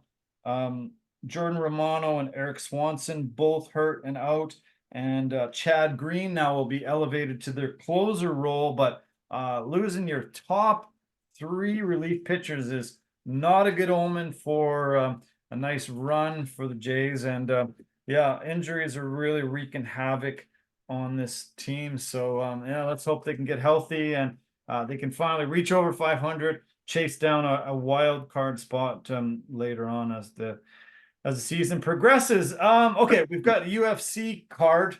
It was an Apex card. It's called Vegas 93. Not a very super stacked card.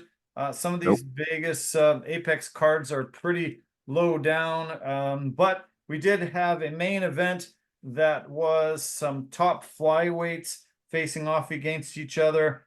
You and I previewed it and talked about how Alex Perez at number 5 was supposed to face number 10. That guy fell off, and so they replaced him with Tatsuro Taira, number 13 in the division.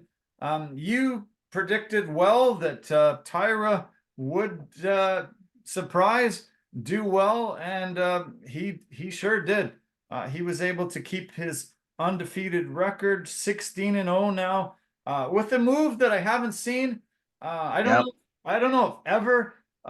He jumped on the back, sort of came onto the side of Alex Perez, was able to grab a hold of his wrist and then utilize his whole body weight to try to take him down. He tried at one point, had to adjust a little bit, move it around again. On the second attempt, as he put his whole body weight parallel to the canvas, he was able to pull Perez down, who ended up blowing out his knee and immediately had to tap and scream in pain. The fight was over. Taira gets the victory. Perez off to the hospital.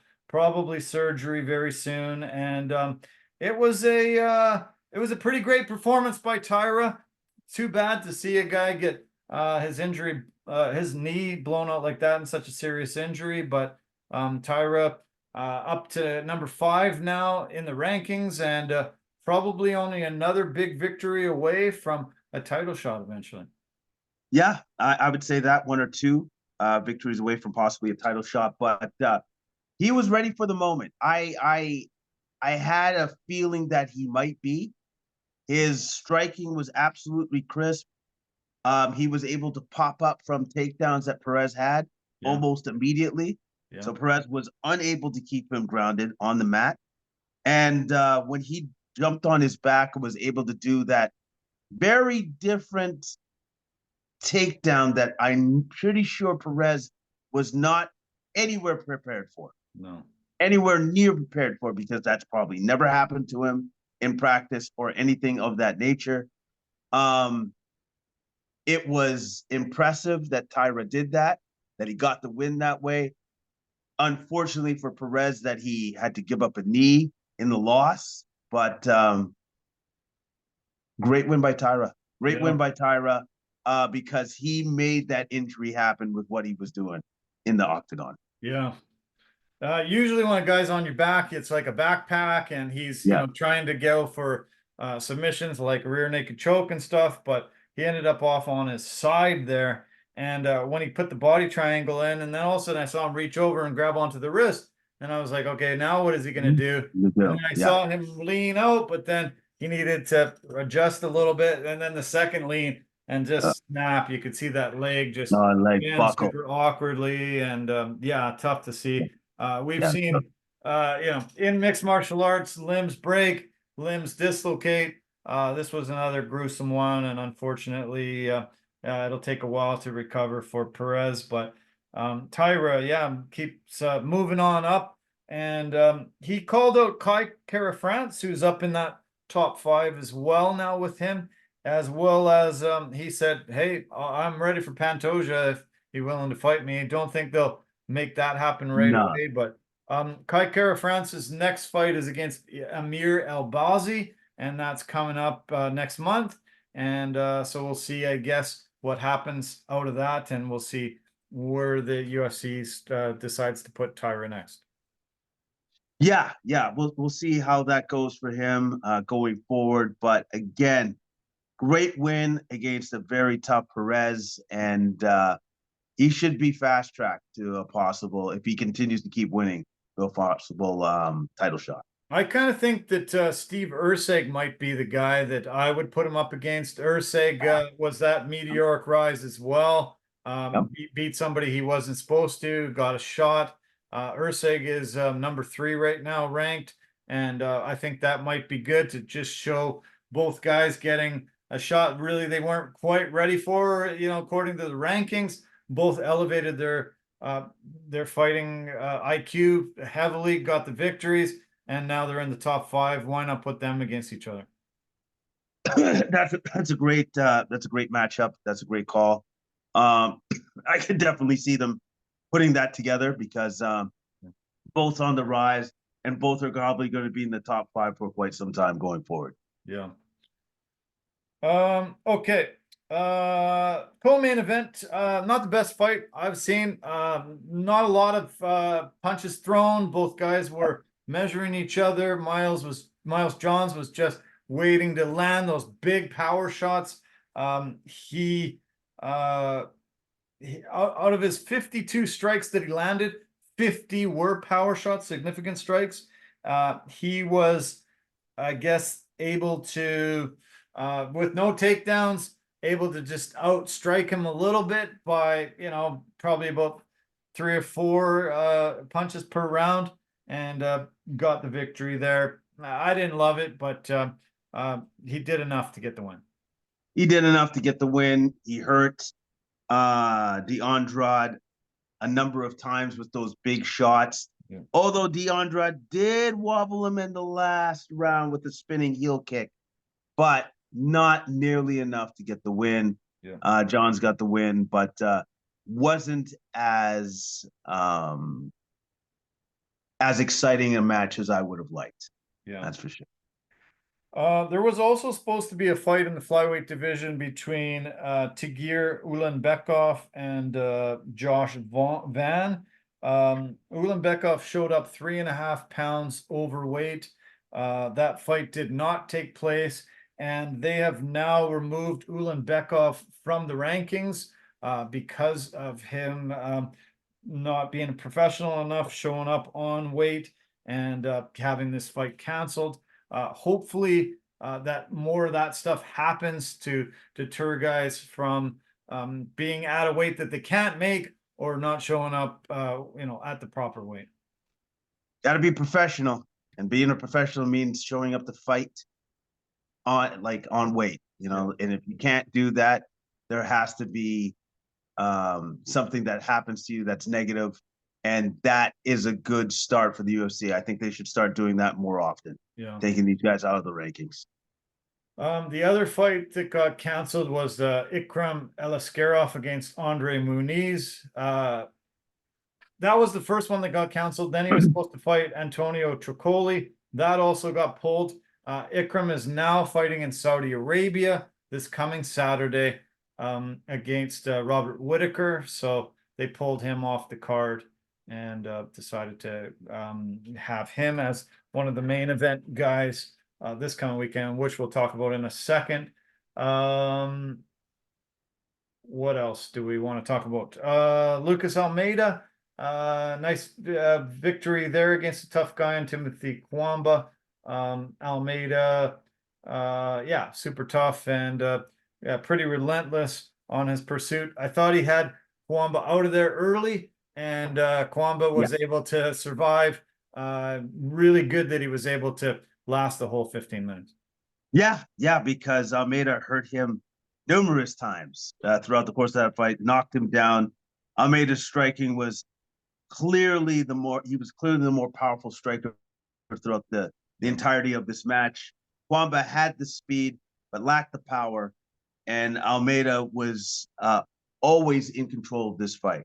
Always had control, never relinquished control of this fight, and Kwamba just showed incredible toughness, but unfortunately never had a chance to win this fight. No, I think it was a mismatch, the matchmakers, yeah. The fight between Brady Heastand and Garrett Armfield, I really enjoyed. Good bantamweight battle. Heastand ended up getting the submission victory 2 minutes into the third round. Got 50K bonus for that as well. Tyra got a 50K bonus too, if I didn't mention that earlier. Tell me about what you thought about the Heastand Armfield fight. I was incredibly impressed. I don't know if they got fight of the night, but they should have. They should have. Yeah, they didn't, but they should have. Yeah. No, they should have. Like that. I watched this entire fight, this entire card. And I'm like, this is definitely the fight of the night. Like, I was like, they went back and forth. I was impressed with the fact that their stamina was at that level. Yeah. That they could keep moving at that speed, at that intensity for the entirety of the fight. The fact that Heastand was in a deep armbar. Like, I still have no idea how he got out of that and didn't have a broken arm. I do not know how he did that. Yeah. So, and the fact that Heastand's will was absolutely tested, and he kept battling back. It was almost as if he said to himself, come hell or high water, I'm not losing this fight. Yeah. I ain't losing. And he definitely did not.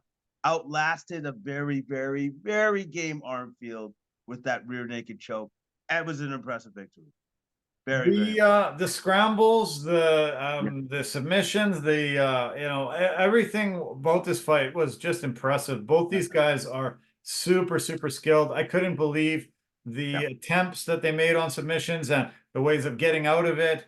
Both guys were just this was one of the matches of the year, in my opinion. Just the way they had these two guys together, so technically similar and so highly skilled. It was really, really fun fight to watch. Yeah, very much a fun fight to watch.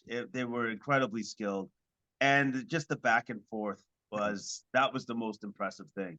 And the fact that they each had the will to win, but only one guy could get it done, and he literally outlasted Armfield. Yeah. Finally, after all of that. Yeah. You keep getting darker and darker and Darker. darker. Yes, I know. I Yeah. noticed that.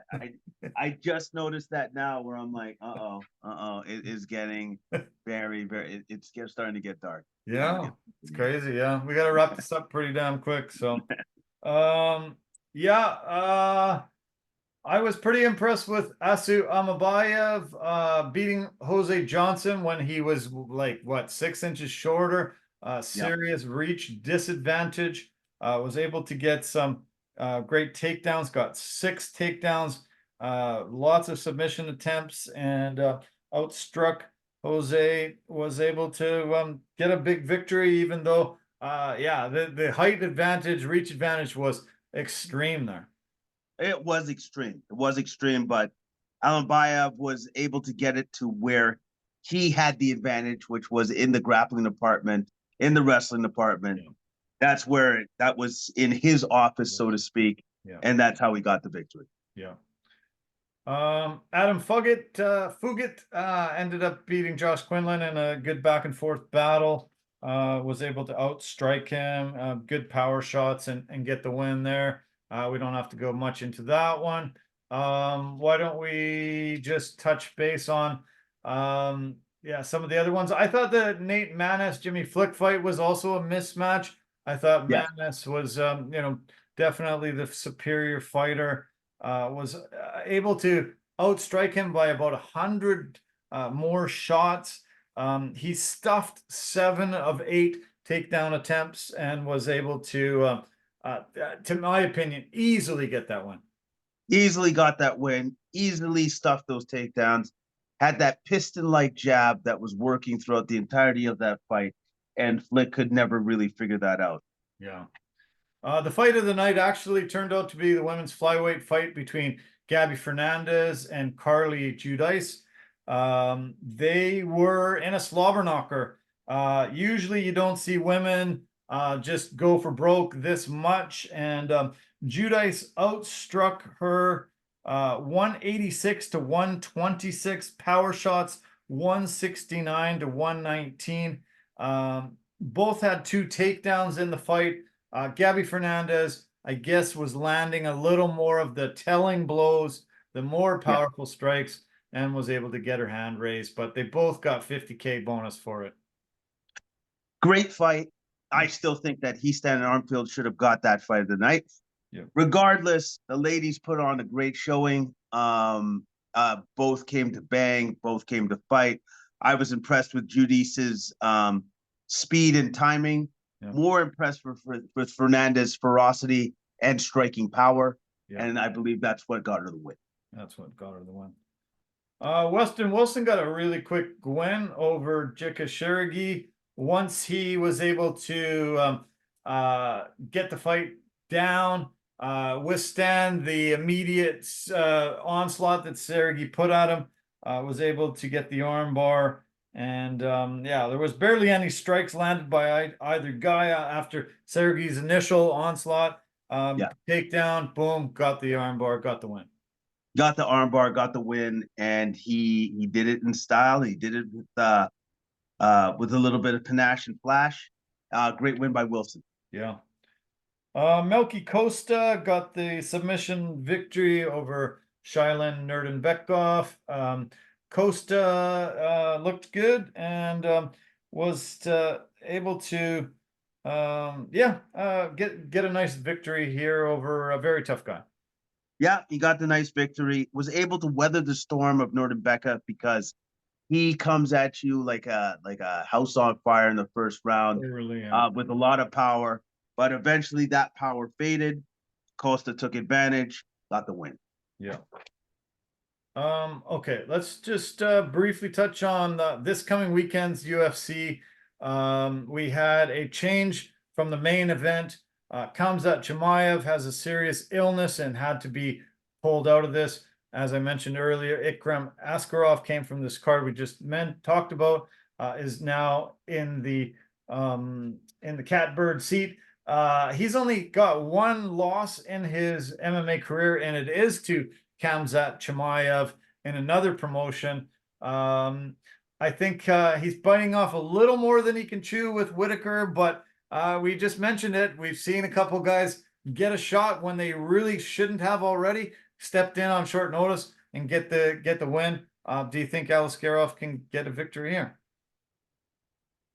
No, no, I don't. I think this is a tough task for him to take on for somebody as decorated as Whitaker. I don't think he's ready for this, and I think it's a lot to ask. Good on him for stepping in on short notice to take on Whitaker, but I think it's a little much. A little much. He is 2-0 in the UFC so far, 7-fight win streak overall, but huge step up in competition here. So we'll see. Whitaker, the former champion, love the Reaper, Bobby Knuckles. He's been in so many wars against some of the top fighters in this division's history. One of the greatest middleweights of all time. He got the belt back in the day, beating Yoel Romero in UFC 225, became the undisputed champion when GSP retired, 16-5 in his UFC career. Unfortunately, came up against Israel Adesanya in his prime and lost 2 title fights to him. He last won against Paulo Costa, UFC 298, just in February of this year, and is getting the main event back in Saudi Arabia. This is a card that was pulled away from Saudi Arabia because they said, hey, this isn't good enough. This is too weak. We don't want this. You promised you were going to give us a decent card. And this is one of those fight nights where you see actually some very talented fighters at the top. This heavyweight co-main event has 2 massive Russian bangers. Somebody's getting KO'd. Both these guys have knocked out a lot of people in their career, and there's going to be a hell of a lot of Russian swear words yelled at by their corners all fight long as this one lasts. But somebody's going to sleep out of these 2 big boys. Yeah, no, I'm very much looking forward to this fight. It's going to be a banger, as you've already said, and this is a great co-main event. Yeah. Great co-main event with 2 very talented heavyweights. I don't think it lasts all 3 rounds, by the way. No. I don't think so. Pavlovich is 18-2, number 3 ranked in the division. Coming off the interim UFC heavyweight title fight against Tom Aspinall, where he got knocked out, UFC 295 in November. That was early, where he got clipped in the temple, knocked down, and put out. He had won 6 in a row coming into that fight, beating Curtis Blades, Tai Tuivasa, Derek Lewis, among other guys. 6-2 in his UFC career with 15 knockouts in his 18 wins. Volkov, huge, 6'7", 265, 37-10 in his UFC. In his MMA career, number 5 heavyweight ranked in the world. He won his last fight against Tai Tuivasa. Got a submission victory in UFC 293 in September. Beat Romanov and Rosenstrike also. His last loss also is to Tom Aspinall back in 2022. He's 11-4 in his UFC career, has 24 knockouts.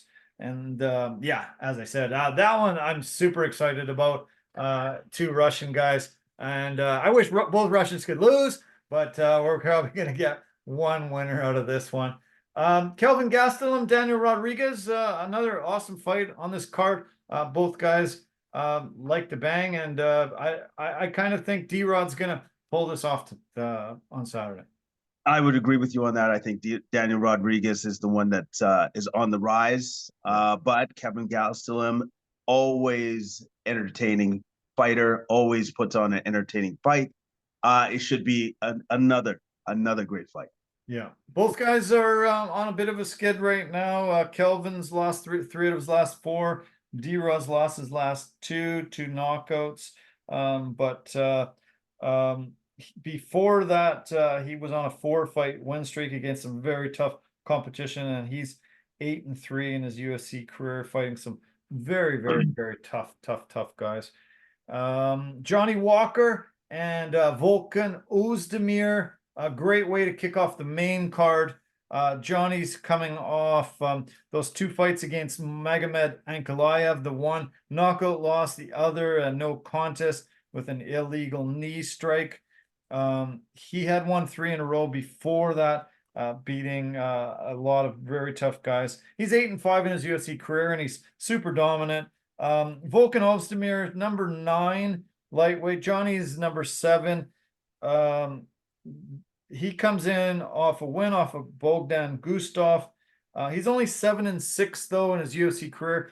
Ups and downs. He did fight for the title back in 2018 against Daniel Cormier.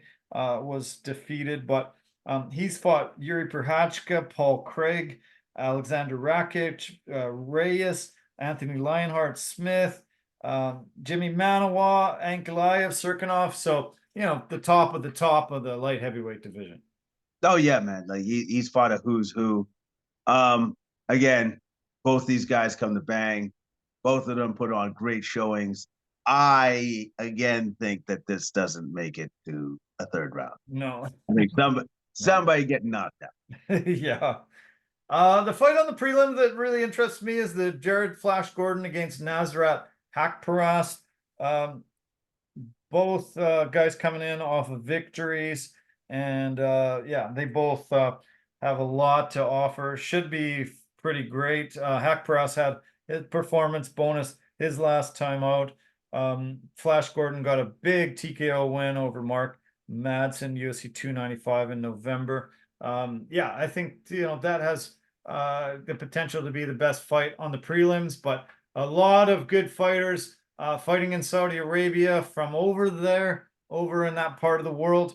The fight starts early, so make sure you get up early. Prelims start at 9 a.m. Pacific, noon Eastern time. The main card starts at 12 o'clock Pacific, 3 o'clock Eastern. So we'll have it done and dusted very early in Saudi Arabia.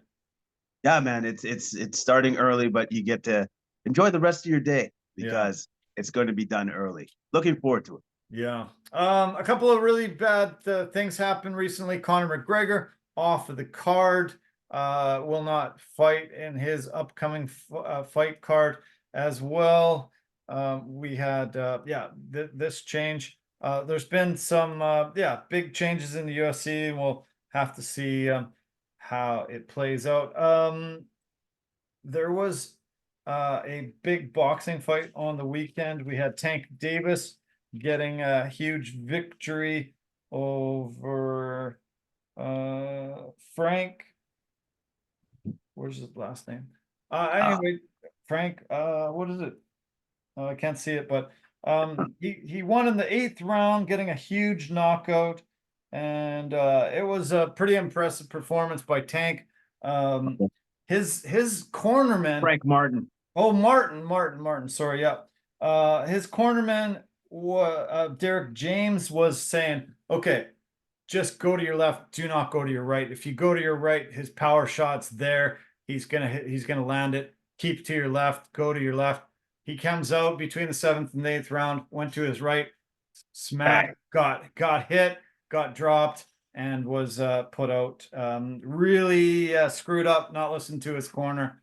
And Tank Davis gets another really big win. Yeah, and he is that good. He is one of the best right now in the game. And once you make just the tiniest mistake against the best guys in the game, that's all it takes. That's all it takes. Tough, yeah. There was also a boxing fight over the weekend. The main event had Anderson the Spider Silva against Chael the Bad Guy Sonnen, and oh my God, was it terrible? It was so bad. It was ridiculous. It was like 2 guys were dancing out there. They decided you couldn't knock each other out. There was a rule somehow.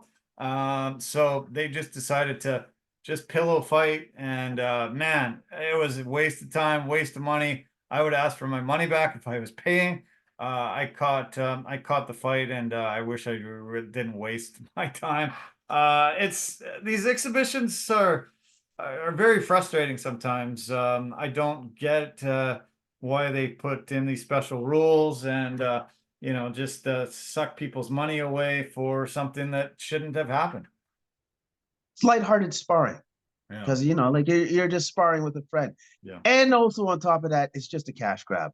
yeah. There's a reason why I don't watch those things, Darren. There's Right. a reason why. Yeah, Because it's a waste of my time, true. especially with those two. I kind of thought that might happen. Yeah, I really did, where I'm like, oh, okay, so they're just gonna do this for some lighthearted sparring, and they're laughing as they're doing it. Very fun. yeah. Something I don't need to see. Yeah, I'm glad you didn't waste your time. I thought I should watch it for this podcast, Yeah, and of course, I get it. didn't, but yeah, I shouldn't have. But anyway, there was a ton of great sports over the weekend, as always. Great to see a new champion crowned in the NBA. Great to see the BC Lions have a huge turnout for their home opener. Great to see you get to go and see the Bandits for the first time. And yeah, just a ton of great sports. I'm glad we could break it down and cover it off. And yeah, it's a Tuesday, so only 3 days left in your week ahead, and I hope it goes really well. I hope so too, as well. I am looking forward to it. I'm already looking forward to the weekend because it just can't come soon enough. And we have done well tonight because, as you can see, the sun has slowly faded away in my apartment. So Yeah. I think this is where I sign off. Yeah, bye. And I say thank you so much for having me aboard once Okay. again. Thanks, man. Yeah, appreciate it. So have a great evening. We'll talk soon. All right. We'll talk soon. Take it Okay. easy. Cheers. You too, man. Okay, well, another another couple hours to cover the world of sports over the weekend. Coming at you on a Tuesday night instead of a Monday. I'm sorry if you were waiting for it posted last night or early this morning and it wasn't there. I'm glad we were able to get it done and appreciate your support. Love you guys lots. Have a fantastic week ahead. Want to say thank you to our partners and sponsors. Want to say a big thanks to Anchor.fm, the easiest place to make a podcast. Verbero, the hockey equipment and apparel company. Campus and Possibilities, and Forever Living, the aloe vera company for health and beauty products. Yeah, purchase them off our website at discounted rates. And have a great, fantastic week ahead. Enjoy the UFC early on coming on Saturday. We'll talk soon. Love you guys lots. Bye for now.